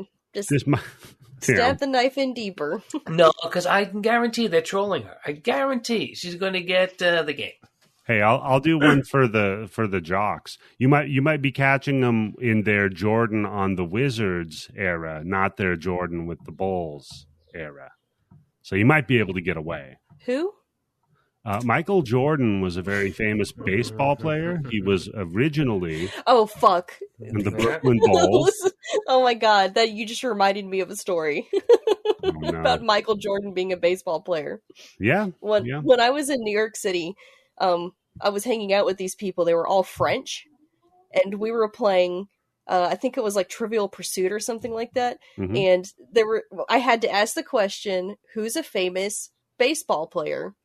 And someone else had to be like, "Oh, yell out hints." And someone goes, he also played basketball." And this person goes, "Is it? Oh God, what? It's like Scottie Pepper. What the fuck that dude's name is? Scottie Pepper. Scottie Pippins. Yeah, Scottie Pippins. Because Scottie Pippins. It's like, what? Yeah, no, it's the. It's like, even I know that. Scottie Pepper. I heard he was in the military. Didn't he make sergeant, Tim? Yes, he did. Yes, there's a documentary about it too. I got there eventually. You got there. That's it. That's you could think of a famous basketball player. You go Michael Jordan, or baseball player. You go. Jordan. That's good. Couldn't go Koufax. Wow, I just learned something. Wow. How come you can't say Bo Jackson? Fucking basketball was the only thing he didn't do, right? That's true, yeah. Football and baseball. Oh. Plus, he was really good at pickleball. I hear that's overtaking the nation in a big way. Yeah. Fucking white people, man. Pickleball. Well, what the hell Playing is that? Their games. It's not a sport, people. It's not a sport, okay? Yeah.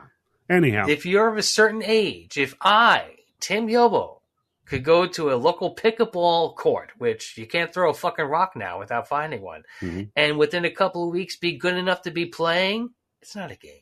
Good enough to be pro. It's not a sport. I mean, it's a game, sorry. Yeah. It's like bowling. Bowling, golf, right? Yeah. Golf does... Skeet shooting, right? Requires some athleticism, but no, skeet shooting... Oh, yeah. Tim. John Daly, okay? John Daly. Look him up. He looks like the fucking Jar Jar Binks picture you're probably going to put in the Discord anyway, saying it's him, but it's close. Fair. So yeah, they take the stick out that's wedged on the horn. And then they stoop down, they find some teeth on the ground. That's always a good sign. Oh, yeah, when you find a bunch of human teeth. Yeah. So that fucks him up. And then Morgan's like, there's something in this trunk of this van over here. And he reaches in and starts. Dickhead, right? Yeah. He's like doing it's got me. And he's like, just fucking with you. Hey, never mind. There's a jar with a picture of that lady that we picked up, that hitchhiker. Yeah, that's lucky. Yeah. Apparently she had a whole family here. She did. She had an entire family here. So what are they doing here? What's going on? So they decide, all right, well, the best thing that we could do is we could all split up. So Aaron goes to go look for Kemper with Andy. And she walks up to the front door and she distracts Wheels. She's like, hey, I just wanted to look for my buddy Kemper. Hey, there's a nice garden you got out here. Why don't we wheel out and take a look at it? She's so charismatic. Yeah, but it's all just like overgrown grass or something. You know, there's no garden.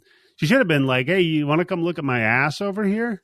I would have been like, sure. You have a water pump? I'm hot. Yeah. Do you have a car that I need to wash? Yeah, I'm not damp enough. Can we get to that? And my tiny little white shirt and my low rise skin tight jeans. Yeah. God damn that bra. Anyhow, it was doing some work. That's a lot of work. Jesus Christ, yeah. But not too much. There was a lot of jiggle. That's true. A lot of jiggling happening. I always like that. So then, that means you're packing, yeah. Andy, he sneaks into the house and he goes into the kitchen, and here we see. I've heard of dry aging meat, but using old bed springs that you've attached to the ceiling and just kind of letting it hang. Yeah, this is where I have in my notes. Everything in this movie looks like it stinks. See, and here in my notes, I have they're hanging more meat than me freeballing. And, good note. Good note. Red ink. So this Donald ducking it. No, this house. Winnie the Pooh. Hey, yeah. Don't watch that movie, by the way. It's really bad. Unless you have a friend or something and you're fucking with it. But anyhow, so this house that they found to shoot in, right? They go into it, and it was an old farmhouse that hadn't been used in decades, right? And they get in there, and the guy's like, oh, it's perfect, right? And one of the guys is like, hey, check out all that black mold on the walls. That looks cool. And then they're like, oh, fuck. So they had to have a specialist come in, right? But the dude's like, look, I don't want you to get rid of the black mold because it looks cool. So it's like, okay. Sure, you contain it? Yeah. So they killed it, and then they sealed the walls so you could still see all of the mold, right? Just the detail. How interesting detail. Cool the fucking house looks. I mean, it's so perfect, right? So Andy, he's in there looking around, trying to find his buddy, I guess, on the roof of or on top of the fridge. Inside the refrigerator, right? Yeah. And like, maybe there's something good to eat in here. Oh, yeah. Maybe some pop. If the outside state of the kitchen is any indicator of the quality of food in the fridge, sign me up. No, so he knocks a big fucking box of shit over, makes a loud ass noise. Oh, of course, Wheels here. So what the fuck's going on? You know, turns around, he's like, what the fuck are you doing in my house, dickhead? And it's like, fair point. Yeah. The guy's like, I'm just, looking for my pal. It's okay. He's like, no, it's not okay. I'm going to whoop your ass. And then it's like the old man's talking to someone behind him. Yeah, Walkie, get over here. Yeah. It's almost like he's signaling for somebody. Yeah, because he's like, get it, boy. Bring it, boy. Come on, boy. Get it, boy. Bring it. And from behind, Leatherface opens the door. And we get just the sounds of the chainsaw in this. Oh, yeah. The entire sound design of the movie is also very, again, music video guy, right? Mm-hmm. But just the sounds of the chainsaw are so intimidating and just oppressive the whole time. So he comes at them, and our buddy, Andy whips around. He holds up his little crossbar tire iron, kind of catches the chainsaw, and you see the sparks shooting up and everything. And Aaron just leaves. Yeah. Well, he's fine. Yeah, she's like, peace. Right. You're like, yeah, fuck this noise.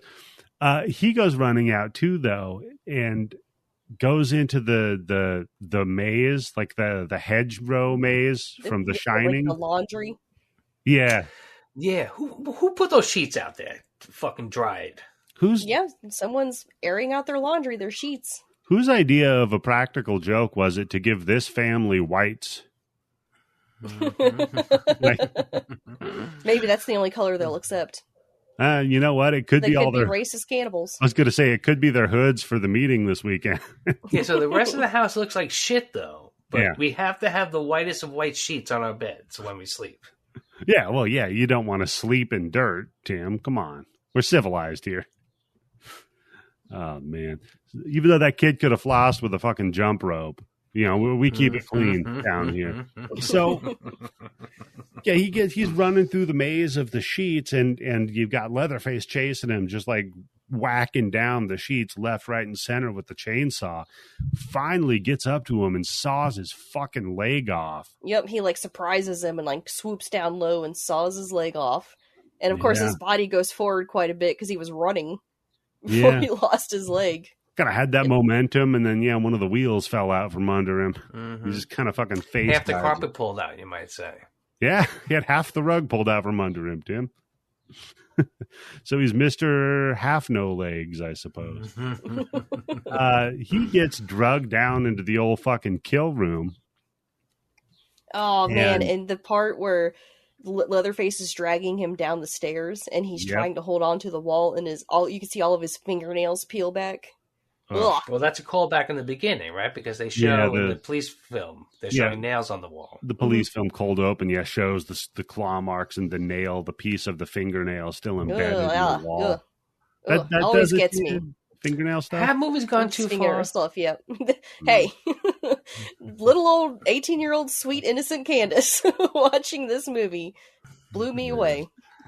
One time little old maybe, but sweet, I don't know. One time I was walking in an old place we lived. I was walking around in a room with longer kind of carpeting at night, and I felt my foot like I kicked like the corner of the table. And I got one of those really cool like stubbed my big toe real bad. Yeah. So I get out and I'm looking at it and it's bleeding. So I treat it up. I clean it up real good, put a Band-Aid on it, and it's just not healing right for a few, right? Your toenail falls off, doesn't it? No, my toenail stays intact, and it fucking just hurts. And I'm like, what the fuck? This thing is in pain.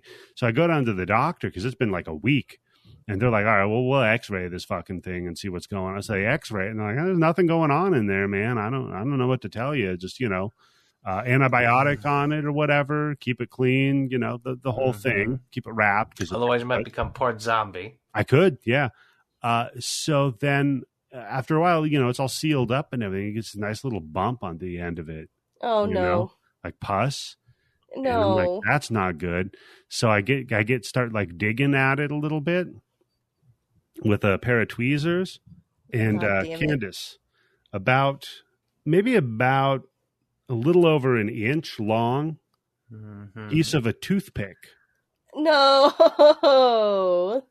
pops out the side of my toenail, like right in the corner of my toe. There was a toothpick in the carpet that I had accidentally. That's what you had jabbed in there, straight into my toe. Oh God! You made my balls tingle, but not in a good way. God damn it! Yeah, that fucking sucked. That didn't feel good. So let's move on. I'm pretty sure they used to torture people like that, if I'm not mistaken. So the toes are overlooked in fighting. Always, if you can't get to the asshole, go for the toes. Oh, I have a note in here about going for the knees. Oh yeah, knees are a good one for sure. Yeah. Genitals. Go for that. No, guys are always waiting for it in the balls. No, women. So they're a lot more. Women have time. They have a lot of catching up to do. I learned in self-defense class, there's that pubic bone that's actually above your genitals, and that's what you need to aim for because that's painful for everyone. Yeah. Okay, now I guess martial arts have gone woke. Okay. well, apparently there's some guys who actually don't feel pain when you kick them in the balls. Apparently that's a real thing. What are they? One of those fucking Tibetan monks that you see on YouTube taking poles, bashing their balls? I don't know, but that's what I was taught in self-defense class. It's like a kickboxer when they keep whacking their shin with a bamboo. Yeah, make it tough. You just keep hitting yourself in the nutsack. Well, no. Why don't you put those two together? Why don't you get one guy who wants to get used to being hit in the balls so it doesn't hurt him, and then you get a Thai fight, a Muay Thai fight. Yeah. Just keeps shin kicking him in the nutsack. Yeah. Win-win. Yeah. Win-win, Tim. Yeah, we'll do that, you and me. You be the balls guy. I'll be the kicking guy. Then we both win, right? So back with the group, right? Because he's fucked now. He's down there getting worked over in the kill room. Oh, and just the salt, the big fist. Oh yeah. Salt. Yeah, because he puts him on a hook straight into his spine, and all he does is kind of like whimper. Like you can tell he's in a lot of pain, but he's not like screaming a whole lot. And then Leatherface gets a handful of salt and just jams it onto his leg stump, and that's when he screams his head off. Yeah, just kind of wraps it up in butcher paper too, just keep him from bleeding out. Butcher twine too, like you're making a nice filet mignon. Yeah, he puts his thumb on the scale to kind of overcharge the guy. And it's so good too. I love this scene. It is very, very good, man. So he's fucked, right? He's just hanging out for a few. We'll check back on him later. We kept now Leatherface. He goes over and does a little arts and crafts time. Right? He's got his sewing machine, and he's got Kemper's face. He's gonna make himself a little weasel mask. I think he looked better without it. I believe that was in Majora's Mask, if I remember correctly.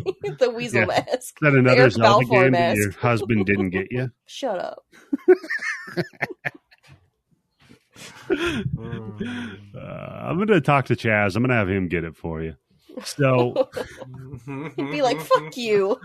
We cut back to the folks at the van, right? And Aaron's back there. And she's like, "Fuck, this van's not starting. Oh shit, what's wrong with it?" Right about then, the sheriff shows up. He's like, "What the fuck are you guys doing? What's going on? Get the hell out of here!" And they're like, "We're trying, literally." But he's got my fucking boyfriend back. He's killing him and shit. And the guy's like, what are you talking about, you lunatic? I'll tell you what I think happened. Your boyfriend killed that broad, right? And then he ran off on you, and you guys are fucked. And he finds a roach, right? Yep, that's when he finds the drugs. Very small amount, too. That's all it takes. That's enough, especially in 1973 in Texas. Mm-hmm. So he tells him, all right, get the fuck out of the van, facing the dirt now. So he gets Morgan up, says, all right, Morgan, you said the girl committed suicide, right? Let's get in the back of the van, and I want you to show me exactly what she did. Oh, in this car scene. I feel like the menace in it is so palpable.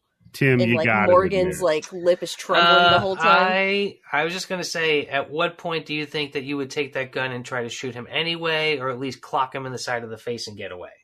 Right. Oh, he tries. Is at a certain point, you're like, no, there's nothing good's going to be happening here. Because first he puts the gun under his chin, and the sheriff's like, I don't think she did it that way because there's no hole in the top of her head. So it's like, I think she put it in her mouth, and it's also like, oh, by the way, scoot over. You're not lined up right. It's the same gun, too, because when he picked the gun up out of the van and put it back into his holster, so it was clearly his gun. Forgot to mention that. So, yeah, when he takes the gun, when he found it initially, he puts it back in his fucking ankle holster. So it's clearly his gun. Yeah. So, then he puts the gun in his mouth, and he's like, all right, now there's only one thing left to do, and that's, you got to pull the trigger. I've never seen somebody shoot a gun without their finger on the fucking trigger, so do it. And the scene's so quiet, too. And it's just Arlie Ermey's just that voice, that commanding voice. Mm. And Morgan pulls the gun out of his mouth, points it at his face. He's like, nah, fuck you. I'm going to kill your ass. Yep. Pulls a yobo. Pulls a yobo on it. Then no, because even I know, as a bleeding heart liberal New Yorker, check to see if there's any rounds in that gun. Well, he did check. He pulled the trigger. Well, that's too late by that point. Yeah. Well, at that point, though, then it's when you pistol whip him. Well, if you can't get to his asshole or his toe. Yep. Yeah, that's true. He couldn't get to his asshole or his feet. So, yeah, no, he pulls the trigger. Click. It's empty. So he's like, oh, now I guess you're just a fucking murderer, aren't you? But this time you shot the sheriff. But Tim. But who shot the deputy? Well, he didn't shoot the hitchhiker. So I guess we'll never know, Tim. So he takes Morgan, gets the keys from the van. He's like, you guys aren't going fucking anywhere. I'm taking this asshole. Peace. Good luck to you two ladies. Loads him into the old sheriff's car and drives back over to the house. And on the way, radios somebody. Yep. Hey, those two fillies are already at the mill. Getting's good, buddy. Come on and get them. Yep. Right and around. Then he's like, the whole time he's driving, he's like taking swigs out of one of those bottles, those liquor bottles, you know? Oh yeah, with the little hip flasks. Yeah, those narrow ones. Yeah, the glass ones. Yeah. Yeah, and then he just like casually just slaps the dude in the face with it and like busts his jaw, busts out his teeth. I love this scene though, because the chemistry between Morgan and Hoyt, I want their movie. They're so good together, Tim. When he's like, so where were you fellas going? He's like, we're going to the Leonard Skinner concert. Well, hell, I like Leonard Skinner. He's like, now what are you going to do with the tickets now that you're fucked? He's like, I don't know. Do you want them? He's like, oh, you're trying to bribe me? Kind of like a dick comment. Yeah. Well, see, here's my question. Now, here, let me question is how smart these people are. Mm-hmm. Why you got all three of them there? Yeah. Right? As a cop. Why not call in whoever you're calling in then? Why let them, for all intent and purposes, get a head start? Yeah. And send one Leatherface against two people. Yeah, this is part of that logic that Candice was pointing out. There's some... Yeah, it's not holes. The greatest. But it's fun. It's not great, but, you know. So, now we cut back to Erin, right? And she's like, I'm getting the fuck out of here. Like, these guys are dead. We're going to go. We're going to move away off to fucking Portland. We're going to start an apple butter farm in the middle of nowhere. The two of us will wear a lot of flannel. People won't bother us. She's trying to, like, hotwire the van. So first she tries just using, like, a knife to, like, jimmy the ignition. Mm-hmm. Yeah. And that busts off. While Pepper's trying to help her, just the hitchhiker lady, not the dead one, the one the guy was fucking. And she's like holding this flashlight. I'm just shaking like a fucking leaf. And Erin's like, look, bitch, hold that thing still if you want to like live and get out of here. It's like, oh, okay, fine. Starts hot wiring the car now. And her buddy Pepper's like, where the fuck did you learn how to do that shit? She's like, oh, juvie. Oh, okay. Well. Yeah, she looks like she's been in juvie. Yeah. You know, Jessica Beil. Yeah. Oh, yeah. Looks like she's had a rough life. Yeah. Yeah. She's had a few. If they ever do a remake of Chained Heat, though. Oof. Oh. Mm-hmm. I know who the number one star is. It'd be off the chain right there, buddy. Let me tell you. I'm signed up. And you would be in Heat. There's like a modern women in prison movie that just came out, too. That's like the throwback to the 70s is the whole pitch. Really? I gotta find that. Soon to be on the blood bank. Oh, of course. So she finally gets the van started up. She's like, fuck this, we're out of here. And then just barks, the tire falls off. Both tires. Yeah, both tires. Like multiple wheels fall off of this thing. Why? To stop them from leaving. Run them into a ditch a little bit because they're trying to get away and something happens and they run into a tree or something like that. But how do you have both wheels on the front of the fucking car come off? Who took the lug nuts off enough where all the tires would fall off? It's going to have to either be the little boy, which we find out later, no, because he's sympathetic, or the cop. And we find out that's impossible because he's drunk at home. No. Arlie Ermy. Yeah, but no, there was always at least one person with the van at all times. That's right. Yeah, that's true. Unless when the chick Pepper said, "Let's clean the van up for him," they decided to clean out the wheel well, and they took off all the lug nuts. And let's make sure they're extra clean. They cleaned under all of the fucking lug nuts and then just didn't tighten them. Get rid of all the evidence, right? Yeah. Power wash simulator. Okay, look for that 99.9%. Yeah. Oh God. Yeah, when you get that fucking just a little like under the wheel well You're of like, something. where the fuck is it?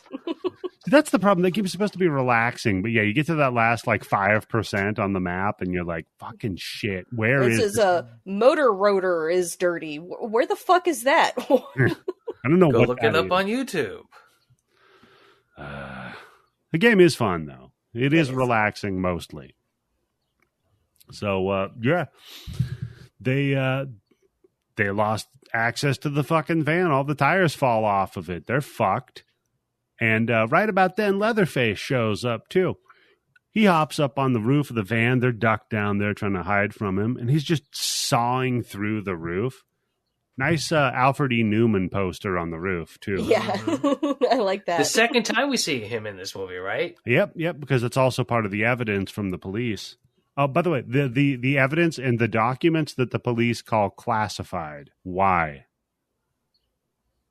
I don't know. Things are usually classified because they threaten the safety of either human life, reputation, or financial damages that would be... Well, dude, you never read Mad Magazine? A problem to our country. Yeah. Oh, that's true, yeah. You could corrupt people with who? Me worry? Who me worry? Yep. Is that... I think it's what me worry. I think it's what me worry. Who, me worry? Close enough. Man, I pulled a Yobo hard right I was just there. gonna say it's Alfred E. Newman, not Tim Yobo on the cover. And me worry? That was when I was trying to rip off Mad's success. Gotcha. That was my slogan. Yeah, I had a magazine called Crazy, and that was the slogan. With Buford P. Sherman, that was my mascot. So the director of this, I guess, because he wasn't from America, so he didn't really see a lot of those films back in the day. So before, his only working knowledge of Texas Chainsaw Massacre came from it being parodied in Mad Magazine. So he thought it'd be fun to put this in here. Yeah. Wow. Eddie, is there a picture of the cover that you could put in the Discord so we can see it? Oh, yeah, sure. It's right here. God damn it. I'm so glad I have that picture now.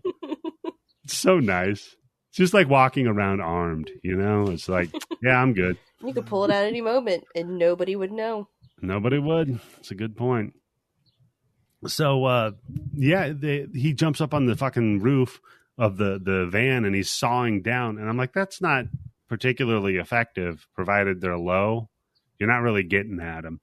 But he does nip the back of Pepper's parka. Yeah, a little bit, right? Yeah, and we get a little bit of feathers kind of flying everywhere. Then she dips out of the fucking van. She's like, fuck this noise, tries to run off. Doesn't work, man. She doesn't get very far. Chases her ass down. And it is cool to see the feathers like flying everywhere. Yeah, as he's like chainsawing through her back. Yeah. Then he turns around. Although it is mostly off screen. It's actually not very gory death right there. Yeah, that one isn't. Mm-hmm. I could have gone with some more gore on it, but yeah. So we kind of skipped over a part where you see Andy hanging on the hook, and he's like he's trying to get raise himself up off the hook. Yeah. Yeah. And then he like makes it part of the way, and then he loses his grip, and he slams back down on the hook. Ugh. It's like, oh damn! Yeah, I just wanted to bring that up because it was cool. Oh yeah, and actually that's kind of a fucked up thing, right? Because your toes are trying to get on the ground somewhere to lift yourself up, and you're touching a piano key, which is just as soon as you press it, it's just going to go down. Not to mention he's only got one fucking leg now, so. Yep. And you know what? Again, hats off to this movie because that's a great practical effect. The way they have him up there, you can tell that he has his leg folded up behind him going into the wall. But the way that they shot it, it looks really, really good. Yeah, so they had a harness that was on him that had like a metal receiver piece for that hook. So they actually had him hanging up there by that hook. But the harness went under and held his leg up like you're talking about. The guy was up there for 5 fucking hours. Said it was one of the most painful things he's ever done in his life. Ugh. Yeah, it doesn't sound fun. But to bring it back to this scene, when, you see the feathers flying and everything, and then Leatherface looks up into the headlights, and then she sees that it's her boyfriend's face on him. Yeah. With, like, the crazy eyes and everything. It was really good. Yeah. With the crazier eyes, I would say. Aaron sees him wearing... I thought the eyes had more humanity behind them. He's doing weasel face, and it's kind of tasteful. So Aaron's like, yeah, fuck this. He's dead. Clearly, everybody's fucking dead. I'm out of here. And she runs off. And I just have along the way, she runs into, Candice's neighbor. Which is, I love these two women. They're so fucking creepy. Just the one with the baby, I'll say. Oh, the really like skinny, sickly looking one with no eyebrows. Fuck is she? Yeah, Henrietta is her name. Fuck is she creepy looking? Yeah. I mean, and it's not the actor. You have to drink your tea. It's not the actor that plays her too, because I've seen her in other shit, and she does not look that. It's 100% wardrobe and makeup for her. Yeah. Like, I hope so. No, Tim, you should look her up, buddy. Her name is Heather Kafka. So she had a very Kafka-esque appearance. I was going to say, what? Here, I'll put a link to it in the Discord. No. Oh, let me look at my phone right quick. Oh, yeah. No, that's her. Fool me 8 times. Shame on you. Okay? Oh, man. So then she runs in there, and then this broad's like, look, man, let me get you a cup of tea. It's all going to be cool. It's chill. Just you're in this crazy trailer with me and my friend. I don't know what our relationship is, but let's just have some tea. Everything will be cool. I'm not putting anything in my mouth. Yeah. For a few days. They pretty much shove it down her throat. Yeah, Jessica feels like, do you have a phone? I need to call for help. Do you have a phone? They're like, we don't have a phone. Yeah, They're just a big hassle. Yeah. All phones are just a hassle. Like, you know what? They are. And they get even worse when they become smartphones. We have social media on them. Yep. And now I got to care. Now I got to care about politicians, because I keep fucking seeing their news every day. Ugh. So she's a little bit right. But they force feed her some of this tea. And then she's like, get the fucking tea away from me, you dumb cunt. I'm trying to... Yeah, she just stops trying to be nice at one point. Yeah. She's like, fuck off. This dickhead's going to fucking kill. And then she's like, look, man, he's not going to kill you. Let me give you some backstory on Leatherface. He knows better to come in here, Yeah. Because you know what we needed was backstory on Leatherface. So it turns out... yeah, this is why Leatherface faces. It turns out Leatherface had a skin condition when he was a kid. He had a real bad contact dermatitis on his face from wearing leather masks all the time. His mother kept telling him, look, I know you want to be a gimp when you grow up, but you don't have to wear that all day, every day. And his nose fell off. Just at least wash it once in a while, right? Yeah. And we saw this when he took his mask off earlier, when he was trying on the creepy dude, the gimper face. He's got no nose, right? Yeah, you just kind of have a skull face, like a scarred up skull face. I mean, and I've just got to say, considering where they live, having no nose seems like a feature, not a problem. Very true. There were hogs running around in their kitchen with rotten meat. It can't smell good. So she's like, oh no, everybody teased him, the poor boy. So we all feel bad for him. I'm like, dude, he's running around with a chainsaw. Like, yeah.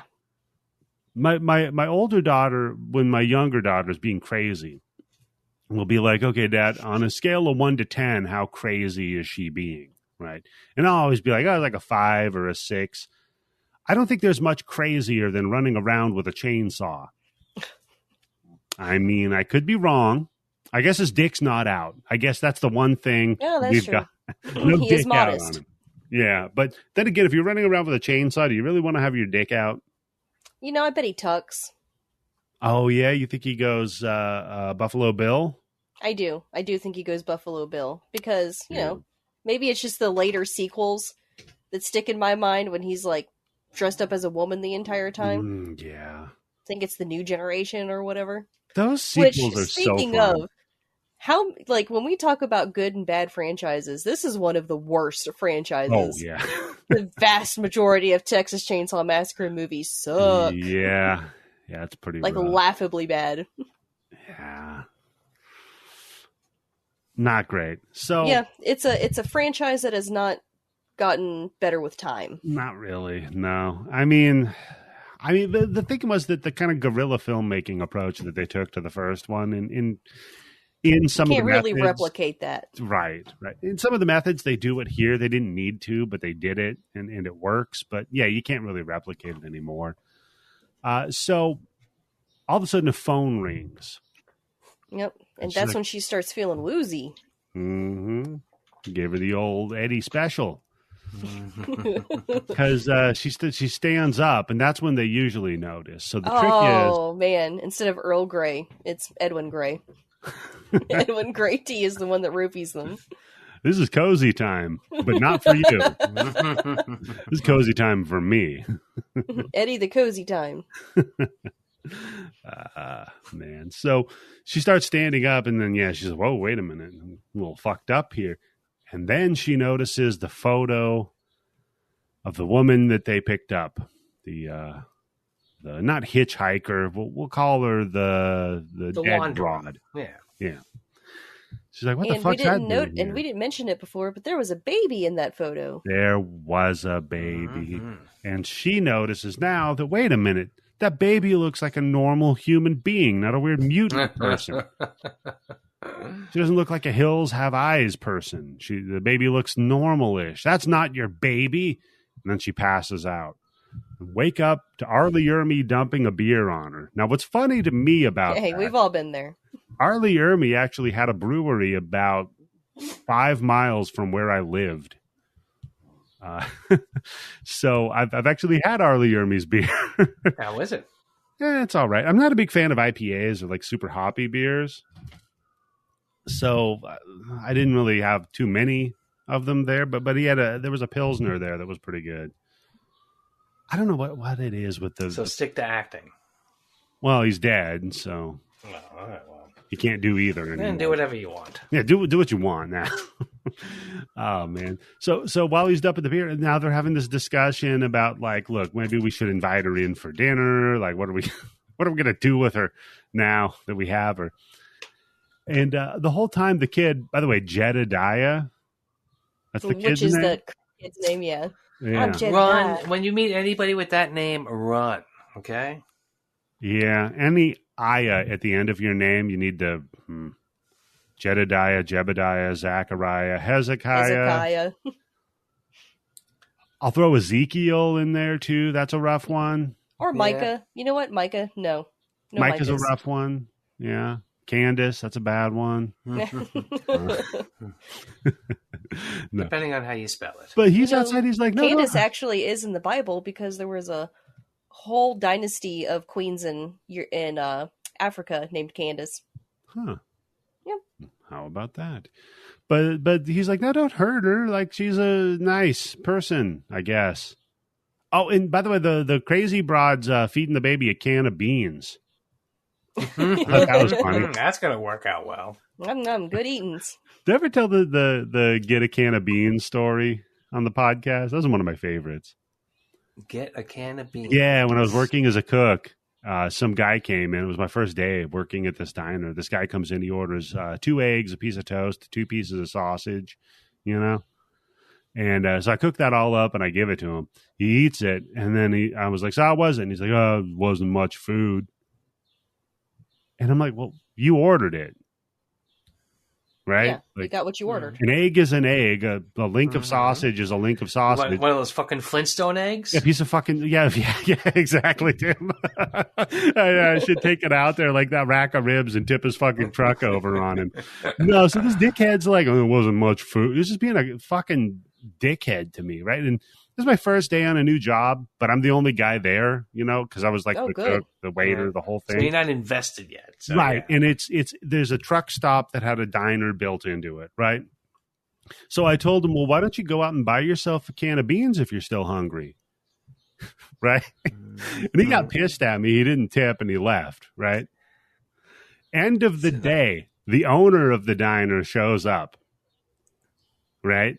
She goes, so how'd your first day go? And I said, went all right. I've dealt with like shitty customers before, so I didn't even feel the need to bring it up, to be honest with you. She goes, really? She goes, because my husband came in here as your first customer, and he says you told him to go get a can of beans if he was hungry. And I said, well, your husband needs to learn how to read the menu then, I guess, because you ordered 2 eggs, 2 sausage links, and a piece of toast. Now, if you want me to give your food away for free, I guess I can start doing that. And thankfully, though, the people that owned the truck stop, I was friends with. I knew them. That's why I got the gig working there. She didn't own the restaurant. She was just kind of hired to manage it. Mm-hmm. Yeah. So she kind of quit bothering me. Oh, she backed off. Yeah. Dickhead. There's not enough food. You ordered it, dumb shit. Anyhow. Still mad about it. No, I think it was funny. It was one of those moments when I had the line in my head for him, and that's so rare in the moment, you know? When I was just thinking that's an unusual insult. I don't think anybody's ever said to anybody else before in the history of the world, "Go get a can of beans." Well, I mean, and then what, sir? Bring them back? You'll cook them for me? You'll make me some kind of bean casserole? What? Yeah. Go get a can of beans. I'll make you a casserole. You can wait around. Yeah. Boy outside doesn't want her to get killed, right? So he's like, no, don't fucking. Don't kill the poor girl. I like her. She has all of her teeth and they're mostly straight. So then the mom of the house, who's the lady that works at the diner, by the way, she's all like, all right, listen, well, Leatherface is a sweet boy. He got teased a bunch. And then he kind of like walks around the corner and he's like peeking around. She's like, get out of here. It's like, fuck. So now Leatherface pops up, chases her down, grabs her, throws her ass down the stairs into the kill room. And this shot of the stunt, whoever this is falling down these stairs, that had to fucking suck, man. Yeah. I was trying to definitely got some bruises from that. The only worse like fall that I've seen that like up close in a modern horror movie, because back in the 70s they'd kill people. They didn't give a fuck. They would just throw a literal person down literal stairs. But in that Dawn of the Dead remake, when she falls out of the fucking window at the beginning. Oh, it was up there. That had to look real painful. Yeah, it was on that fucking level, but downstairs. So she pops up. Now she gets to see all of Leatherface's handiwork. Right? All of his art. All of his art. And it's really nice. He's got like nice like fingers all labeled and everything. And it's oddly beautiful. Like everything's shot beautifully in this movie. The lighting's always perfect. Yeah, and the mood never changes. So they were mulling over the art direction they wanted to go with. So there was kind of like an idea of giving it a found footage aesthetic to it, making it look kind of shaky. They definitely got shaky cam a lot in this movie. You got a little bit of that, but the director's whole thing was he wanted to really go with really high saturation and really high contrast. You know, again, from the world of music videos. Yeah, I actually have a note in here that I bet they color saturated it to make it look this grimy. Yeah. So they did that there. And also that helped with their rating, because initially they were a little worried about getting the R rating. But it turns out that by turning up the saturation on the blood specifically to make it more maroonish than true to life blood helps you to get that down to an R. That's stupid, huh? Very, yeah. Hey, look, man, it worked for Kill Bill, right? When they just silhouetted the scene rather than having it being played out in full color. Well, I mean, that's Quentin Tarantino, but right. Change the little saturation by 1% on the color of the blood, and you'll get a PG-13 instead of an R. Yeah, it's so stupid. There was what was that? There's another movie where they had to do that. I don't know, it'll come to me. So yeah, she's looking at all of his handiwork, and then she sees our buddy hanging on the fucking hook. And he's still alive. And she has to fucking try to help. Yep. Does not make anything better. No. He's like, look, don't do it. And she's like, no, I got it, man. Don't worry. This is easy. Have you tried lifting your body up? Yeah, use your other leg. Oh. So she tries helping to lift him up, And he gets up just a few inches and then just chunk right back down on the hook. So it's the second time it happens to him. Third time, Candice. The third time that spike goes in his back. Oh, God. And she just stops and she's like, oh, fuck. And he's like, listen, I'm going to need you to mercy kill me right now. He's like, damn. Okay. That's a little bit rough. So she's looking around. She's like, what can I... He's like, there's a knife over there. Just fucking end it. So she goes over, she gets the knife and steals herself, stabs him. I don't know if this would be an immediately fatal kill. Eddie, I have so many notes written down, but like, bitch just made him die for an extra 6 hours before he's going to fucking bleed out. You slit his fucking throat, right? Yeah, that's what I would do. I mean, just even re-exposing that leg, man, that femoral artery being severed, he'd be out quick. True, yeah. She wouldn't even need to cut him. Just, half the work's already done. I know. So instead she just decides to kind of give him like a gut shot almost. And I'm like, that's not going to be very effective, man. But it works. Whatever. So now she goes over. She sees Morgan in the tub chilling out. You know, he's just cooling down. It's a hot day. So she goes over to help him out. He's got a gaping wound in his back. Yeah, not a great wound. So he's stumbling around, right? Gets up out of the bathtub. In pops the little kid, the little creepy fucker. And he's like, hey, guys, come this way. I got a way we can get out of here. And they trust him.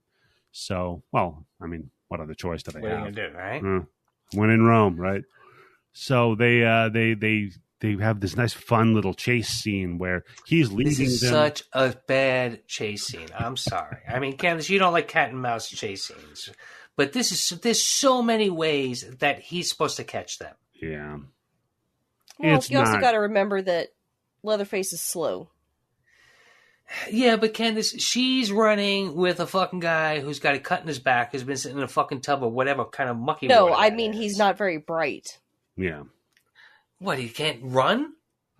Yeah, but they kind of like dodge and weave and stuff. It's more about, them tricking him, really. Because, by the end of it, really, they just kind of go out of a little, like a storm cellar and then shut it, on him and kind of lock it a little bit. But he's got a chainsaw, so he can... of course, he just makes his own entrance. Saw through it, yeah. Then they run over to some fucked up little cabin, shut the door, and then they're like holding the door shut for a minute before she's like, hey, there's a couch over here. Maybe we should just push that over. Shove that over. Then they're just like holding the couch at the door instead of like trying to get a head start on his ass. But then Aaron's finally like, hey, we should hide or something. Mm-hmm. So she goes and she hides Morgan in some closet, and then she hides in the rat room. The rat room. Yeah. This is a room that is best known for containing rats. Just this one room, though. She just kind of squats, on. Yeah, they do. I don't think I saw any other rats in here. No, you don't. You see a possum, but that's the only other animal. Pigs. We do see pigs yeah, everywhere. A lot of pigs. Actually, chickens, cows. Fuck, there's a lot of animals in this movie. Yeah. Actually, you were way off there, Ken. Yeah. There's animals everywhere. Whatever that little boy is, whatever the fuck Kemper was. He's a no. Yeah, but this is the first and last time you see rats. Yes. So, and she's just like, and I never got people being that afraid of rats. Me neither. I get it. Like in a situation like that, I wouldn't be that kind of freaked out where I wouldn't be able to stand there and I'd start yelling and screaming. But in general, I wouldn't want to be near one. But yeah, if it's a choice between the rat and a fucking Leatherface, the rat can sit on my fucking lap. Well, they do sit in her lap. Yeah, they swarm her. Yeah, there's like 4 of them, and they're cute. They're just like, you're warm, and they're hanging out on her, They urinate on his shirt because it hasn't been wet for the last, 5 minutes. Oh, yeah. That's how they get it. Soaked in rat piss, yeah. Oh, that's the other thing with this kill room, how wet that kill room is, man. Oh, there's water everywhere. Yes, when he's doing the first kill with the guy on the hook, and I'm like, why the fuck are the pipes leaking all over the place? What the fuck? So, and then at a certain point I went, Ah, that's why the room is wet and full of water. Okay. Yeah. And then from that point on, that shirt is wet or dry for 2 seconds and then getting wet again. Yeah, the pipe just kind of looks down at you, Yobo, and goes, "You're welcome." Like, all right. Great works, pipes. I like that. That's another one that was filmed in the, there was an old cotton gin that they found for the kill room that had been flooded out for like 5 years. So they had to get pumps in there and pump it out. Yeah. Didn't so wait, did like $18 million of this fucking budget go on renovating this fucking house for the shoots? Between the mold and fucking getting all the water out of that goddamn place? Yeah. There's not really any digital effects in this or anything, Tim. This is all practical. So, it was all really location. But it looks good. Yep. It does, yes. I mean, because it looks old and shitty because it's old and shitty. Yep. So you can't recreate that. Kind of typecast the locations there. So, yeah, she's hiding in this rat room, and she's got like a little peephole that's about 2 feet away from her. So she keeps having to periodically check up on Leatherface and see what he's up to. So he'll like take a couple of steps. She looks, then back. Takes a couple more steps, looks, and goes back. And then it's the classic scene, right? She looks, he's not there. She pauses. Well, where is he? Breaks through the wall behind her and just fucking bear hugs her ass. Yeah, I like that part. Yeah, it was very nice. So she's and he's dragging her out. Meanwhile, Morgan's like, cool, it's very nice. Time to make a break and help her, right? So he tries to wrestle for a minute with old Leatherface. Leatherface is 10 times bigger than him. It looks like a child fighting an adult. Yeah, do you see what she does? She's slapping his back. Yeah, slapping his back. This dude's a brick shithouse, the literal one. Yeah, it's like a child, right? Like a child fighting a grown man. Just fists a flying akimbo. It's insane, man. And so he clearly isn't going to overpower Leatherface. He's gonna have to use the old gray matter or something, right? Because this is just not working great. He just kind of like chucks her ass down and then grabs Morgan, hangs him on a chandelier. Yeah, because Morgan's arms are like handcuffed in front of him.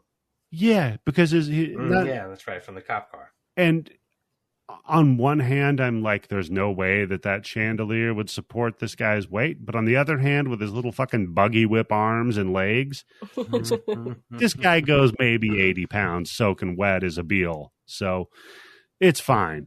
He's hanging from there. And then Leatherface, he gets creative, right? He's like, well, I got a fun idea for this guy. Remember you were talking about how some people don't feel pain in their balls? Yeah. I did. That's what we're going to find out. Because Leatherface goes to split the uprights on this motherfucker. He just takes the chainsaw, fires it up, gets under between the legs, and just starts moving up. And initially they started with, I think the guy said 2 gallons of fake blood that just had a bunch of shit in it, like organs and meat and whatever, that the prop guy dumped while he was sawing it. But then the director's like, more, get more of that shit over here. And he just kept adding more and more until it's like ridiculous, you know? Like that come out of one person. That guy, especially. If that guy swallowed a grape, he'd look pregnant. So no, not that guy. So Aaron's like, well, he's fucked. Well, I'm going to run off now. She nopes the fuck out of there. And yeah, I got to admit, she does several things that I agree with. This is one of them. Should have done this a lot sooner. Yeah. So she runs off to the road that's right by all the houses that the roads don't go up to. And there's a car driving by, a passing car. It's like, help, and zooms, goes by. Yeah, it pulls you over. In a situation like that, you always got to let that first car go by, right? Yeah, that's true. You got to wait for the second one. Maybe lay a log across the road or something. Cause a pile up, then the police come. Yeah, there you go. Then you just hide amid all the dead bodies in the pile up because you're already fucked up looking. Leatherface comes by, doesn't know where you are. Yeah. Perfect. No, instead she finds the meat company. Which is all lit up. Yep. Like someone's working there. but nobody's there. And is but that Noah's theirs? So no, they don't really go into it on this one. In the original Texas Chainsaw Massacre, the whole thing was that the slaughterhouse closed. Yeah. Yeah, and that's when they turned into those things. Right. Then they were all fucked up because society had basically like abandoned them. Right. It was a ghost town, effectively. So they went crazy and started eating people. By the way, not really mention of cannibalism so much in this one. That's true. All right. Yeah. I mean, I guess they kind of, I don't know. They don't even. I don't know. I felt like it was kind of implied in this one when they're like hanging them up like they're meat. Yeah. And then he's like using salt on them. Yeah. Like they're meat. Like true. The meat hanging in the kitchen. But there's also plenty of animals around. That's yeah, true. but you never see him hurt an animal. You only see him hurt people. Well, maybe he's a vegan. But just not for people. Then he's Leatherface. Yeah, he doesn't have you a can't be taste Leatherface if you're vegan. That's true. Right? Yeah, that's the worst point, vegan Tim. in existence. but Tim, I'll tell you who was vegan. Jessica Beil. No. So this whole scene of her hanging out in a slaughterhouse with all these sides of beef. By the way, those are not prop sides of beef. They looked real, yeah. Yeah, because it turns out that it would have cost them more to get a bunch of prop sides of beef than to just... Of course it would. Yeah, fuck that. Yeah. You're in Texas. Come on. They're giving sides of beef away with guns. Yeah, guns, Bibles, and no rubbers is what they give out in Texas. So, no, they ended up renting the sides of beef from the slaughterhouse. But the slaughterhouse was like, look, man, the ones that we're going to sell... Because they just had a slaughter done. They're like, look, the ones we're going to sell, can we leave those like wrapped up in plastic so you guys don't fuck it up? Yeah, I was hope for hygienic sake. Yeah, I didn't eat a fucking cow that Jennifer Beil was sitting in for 3 hours under the hot lights. Or Jessica. I don't know. You could charge more for that. That's true, Tim. How much? Because Jessica Biel's ass on it for hours. Booty sweat. So it's like the sushi, the ladies that get naked and they have the sushi exactly. on them. But it's like beef. It's like that, but with like a ribeye up her ass. But it's ribs. Oh man, Jessica Biel's ass ribs. Damn, buddy. So wait, Lady Gaga ripped off this movie? Yeah, exactly. It's what inspired it. Well, basically, because she does the old tauntaun bit with one of the fucking sides of beef, except kind of in reverse because it's cold. So, and she has her legs, right? Yeah. Just look for the legs underneath the beef. Yeah, that's a good point. So, she hides in one of them. And old Leatherface comes popping. Oh, by the way, in Beil, by the way, didn't complain about having to film with all the meat and everything, even though she's a vegan. So, for all you vegans out there, shut up. Just be like her. Just don't complain so much, okay? I was just going to be like, good for her, but okay, we're just going to attack a whole group of people.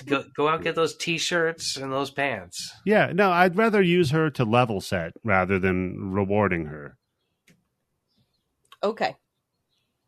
Yeah. So he starts swinging the fucking sides of beef around, trying to like make them bump into each other. So if she's in between any of them, then she gets crushed or what have you. Just basically trying to figure out where the fuck she's at. Then he kicks on the sprinklers because her shirt started getting dry. I have written down, why is he turning the water on? What does this purpose? What does it fucking serve?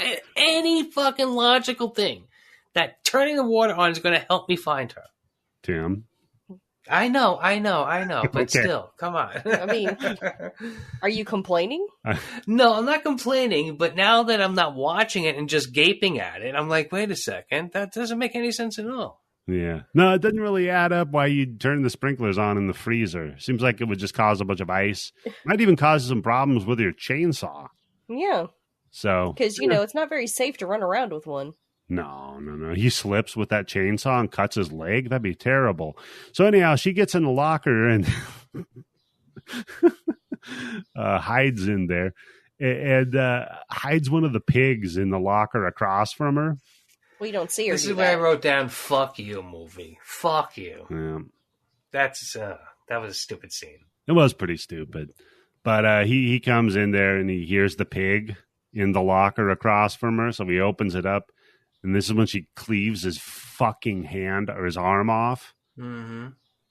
Oh man, it just Although falls. it's no way that would be possible. She just has a cleaver and like 3 chops his gigantic arm off mid bone. No, that's gonna take some effort. Yeah, I mean, it'd take a she's while. not a butcher or something. Right. It is fun though that the chainsaw and the arm fall on the ground and they're spinning around in circles. What about if that's more evidence of her misspent youth? We don't know why she was in juvie, right? Oh, they called her the Chopper. So she's really burying the lead. With That's her. why she's like, hey, maybe that girl has some parents out there who are wondering where she is. Right? Because I already killed someone on the way over here. Mm-hmm. So you're saying she's got to atone for some past sins of just chopping women's arms off? Yeah. In the wettest possible way, yes. Yeah, so it's so fun though, just watching the chainsaw and the arms spin on the ground. She gets the fuck out of there, hits the road again. This time she sees a big truck, so she's like, "That guy's definitely gonna kill me," and she hides. No, she doesn't. She runs out in the middle of the road. She's like, and gets the guy to fucking pull over. Oh, it's raining at this point too, right? Yeah, it's raining. Oh yeah, this is when it's raining like crazy. Yeah. Was this one, by the way, she squeezed through the barbed wire and he fucking falls and drops the chainsaw and cuts his own leg? He cuts his own leg with the chainsaw. Because you gotta. He was not practicing safety. No. Because you gotta, right? You gotta cut his leg in a fucking Texas Chainsaw Massacre movie. Gotta have an homage to that. So the trucker's like, "Hey, are you okay? What's going on?" And now she's acting like the woman that they picked up at the beginning. Comes full circle. The worst thing possible, they're driving right back to where they all started from, right? Way hotter. I'm waiting. What's she gonna pull out of her pussy? Oof. Ooh. She got that fucking crossbow or that bow set from Trinity 3? No, she's got a pig. Oh, God. She pulls out a pig. Well, That's Candice, the distraction. I was going to say if she's got nothing up there, then maybe I could help her out with that. But then you said pulling out a pig, and it made me feel self-conscious. Yeah. Or pulling out pig. Because of pulling out it? I was just going, you beat me to it, Candice. God damn it. Fucking edibles. God, you got to say that to your husband next time you bang and just be like, pull out pig. Oh, man. Ooh. Tell him next time, buy me Zelda, you motherfucker. Yeah. Oh, yeah, that's right. No Zelda. Guess who's getting called a pig? Yeah. Nothing for Mother's Day? Mouth. Guess who's not being a mother again? Yeah, and spit in his mouth. Ask him if he likes it. Nah, so they start pulling up to the barbecue place, and she's freaking. She's no, wrong way. Like the first lady. And the trucker, she grabs the wheel and starts like swerving around. And I'm like, fucking dude, she's trying to kill you now. Like, stop the truck, do something, man. So he pulls over at the barbecue spot and he's like, look, I'm going to get out of here. Why don't you calm down so I can sexually harass you and maybe rape you in a minute? He's a trucker, you know. So, but he did not grab her ass when he was helping her into the truck. No, he didn't. He was a gentleman. So he goes in to figure out what the fuck's going on here, try to get the attention of all the people in the truck stop. And there's our buddy, the sheriff. There's the mom, quote unquote, with her child, quote unquote. They're all just hanging out, having a good old time. So he starts, going in there trying to explain to him what's going on. Meanwhile, she sneaks out, right? Sneaks around the back of the diner, steals the stolen baby. Yep. She's hot wiring a car. And as she does, the sheriff is like, oh, it's her, huh? I'm going to go find her. He goes marching up to the truck. And it's okay. Because we think she's hot wiring the truck. Well, I didn't, but we think that he is. And as soon as he gets to the truck, he opens the door and, oh shit, she's not in there. It's a pig. And then the police car fires up. He's all like, I'm going to put this pig in your pussy. And he points at his badge. And no, because she just runs his ass over.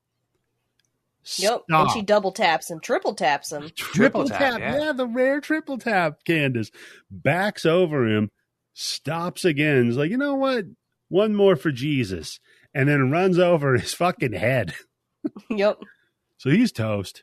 And she's like, all right, I guess it's just me, the baby, and the lack of weed that we're missing, the teeth that I brought from earlier. We're all just going to drive off into the sunset. But nope, quick. Look, Leatherface pops up. Real quick, and then the sparks fly because, he's got to do a little bit of the dance. Little bit of the dance, not a lot. And she drives off, and we go back to the bookends of the cops found footage. We find out that he goes down there. He's leading the cameraman down. He's like, oh, go over here. Oh, well, watch out for that. That's that guy's face. And don't want to step on that. Big jump. Watch out. Yeah. There's a labia. 50 pound of audio equipment on his shoulder. Yeah. There's a labia down there. You guy with the boom mic. Be careful. Don't put your dick in it. Yeah. Don't put your dick in anything down here. Then now all of a sudden, old Leatherface, he jumps out and he attacks them. And it just... back to Larroquette saying, yeah, they're dead. This is the only known footage of Leatherface. See ya. And that, ladies and gentlemen, is Texas Chainsaw Massacre. That's Texas Chainsaw Massacre 2003. So, yeah, I think like I said before, 6 out of 10. It's a fun watch. It's not something you're going to want to go out and buy the Blu-ray and rewatch over and over. No Steelbook? No. And Candice... I've seen it a few times. But to your point, though, Candice, it's enjoyable. It's not terrible. It's fun. Some good kills in it. There's some good gore in it. A lot of body in it. A lot of titillation. Oh, yeah. A lot of wet Beil. You always want some. Oh, you want to about that. Wet your Beil in it. What about you, Tim? Out of 10, what would you give it, buddy? I give it a 4.5. Okay. Yeah. I mean, it's a well-made movie. The practical effects are very good, but it just didn't do anything for me like the first one did. It just didn't, for me, it just didn't have the heart of the first one, if that's the proper way of saying it. Well, that's true, because it didn't. Yeah. No, it was a remake, but I will say it was a competent remake. It's weird, though, because it's one of those, like, if this wasn't Texas Chainsaw Massacre, right, would I enjoy it more necessarily? I don't think so. I don't think it's that it's not living up to the expectation. I mean, it doesn't, but I really don't care in this instance. It's still competent. It's no remake of Nightmare on Elm Street. No. Yep. Good God. Ooh. Which we are not covering. I'm pretty sure that's when they stopped doing them for a long time. Yeah. It was after. That was kind of the nail in the coffin. Well, yeah, because Friday the 13th already came out, and then Nightmare was the last one. Yeah. No, that's not true, because they started doing the Halloween movie. Those aren't really remakes, though, but you know. All right, so I think that is going to about do it for this episode of the podcast. Thanks, everybody, for listening. Candice, is there anything you would like people to pay attention to on the internet? Nope, same old shit. At HorrorHoochie69 on Instagram and Twitter. And you can follow Tim at Yobo Gold on Twitter if you want to tell him about how wrong he is about this movie. You can follow me at Eddie the Axe if you want me to DM you some sweet Jar Jar nudes. I'm your man. And what about you, Tim? Anything you want people to pay attention to? No, just as always, the Grind Bin, Mustachio Podcastio, everything I learned from movies. I think coming out of Hooper, I think soon. Oh, nice. I think, right? Nice, yep. And just wanted to give a shout out real quick to Ashers, who is, we were going to have her on an episode this weekend. Some scheduling stuff didn't really work out. We're going to have her. Well, wait, that's, just because a guy died, you can't say the scheduling didn't work out. Well, she offed him in a publicity stunt. We didn't plan on the guy who played the doctor. Don't say what the movie is. Tease it a little bit. In the movie to not be here anymore. But we will be covering, I'm thinking maybe we do one a month and we cover all of them. Oh, man, that second one. Yeah, that one's pretty rough. But the third one does have Eric Roberts in it. So Tim, that's too much of a clue. Oh, well, bleep it out. No. Okay, so the third one has Peter Nertney in it. Yeah. Guaranteed bleep out there. The fourth one's got Candice in it. So she plays, she called middle. Yeah, take a look at our Patreon, patreon.com/bloodybits if you want to get access to the blood bank, where you can see this and over 5,800 other full-length What has been feature recently added, movies. Eddie? You know what, Tim? Fuck you. No. You know what? I'm glad you asked. Trying to throw it out to you. All right. We got Mollywood was just added from 2019. Mollywood's a psychological thriller that follows a serial killer who disguises himself as a drug dealer in order to deliver young people their worshipped drugs.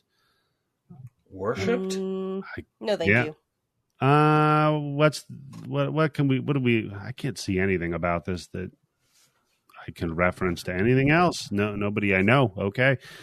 We've also got Cat's Eye, Tim. That's a good one. Oh, I love that movie. That movie scared the shit out of me when I was a kid. That's a good one. We've also That's one with Quitters Inc., right? Yep. Yeah. We've also got the third Saturday in October. Okay. Can you give us a little Wait a synopsis? second. Isn't it like 3 of those fucking movies where it's like the next one is like the second Saturday in October or something like that? I don't know. I've got the third Saturday in October, and I've got the third Saturday in October part 5. Oh my God. So I don't know how there's a 2, 3, or 4 missing, or if it's them being funny, kind of They're ripping off poultry guys. They did Dude Bro Party Massacre the Third. Yeah, but that was fun.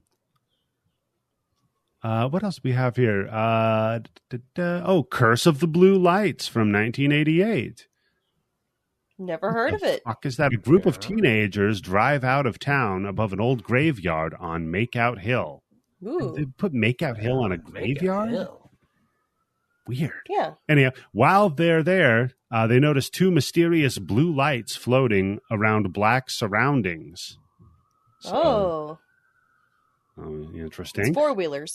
Yeah. Then when the kids investigate, they discover demonic creatures living under the ground. Wait, why are they under the ground if the lights are floating? It's a good question. This looks Maybe you should watch the movie to find out. really stupid. I'm going to watch it. It's got 12% on Rotten Tomatoes. Oof. Yeah. So, yeah, you can find all of that and more on the Blood Bank at patreon.com/bloodybits. And with that, I am Eddie. This is Candice and Tim, and we are out of here because this is how we end it. Bye.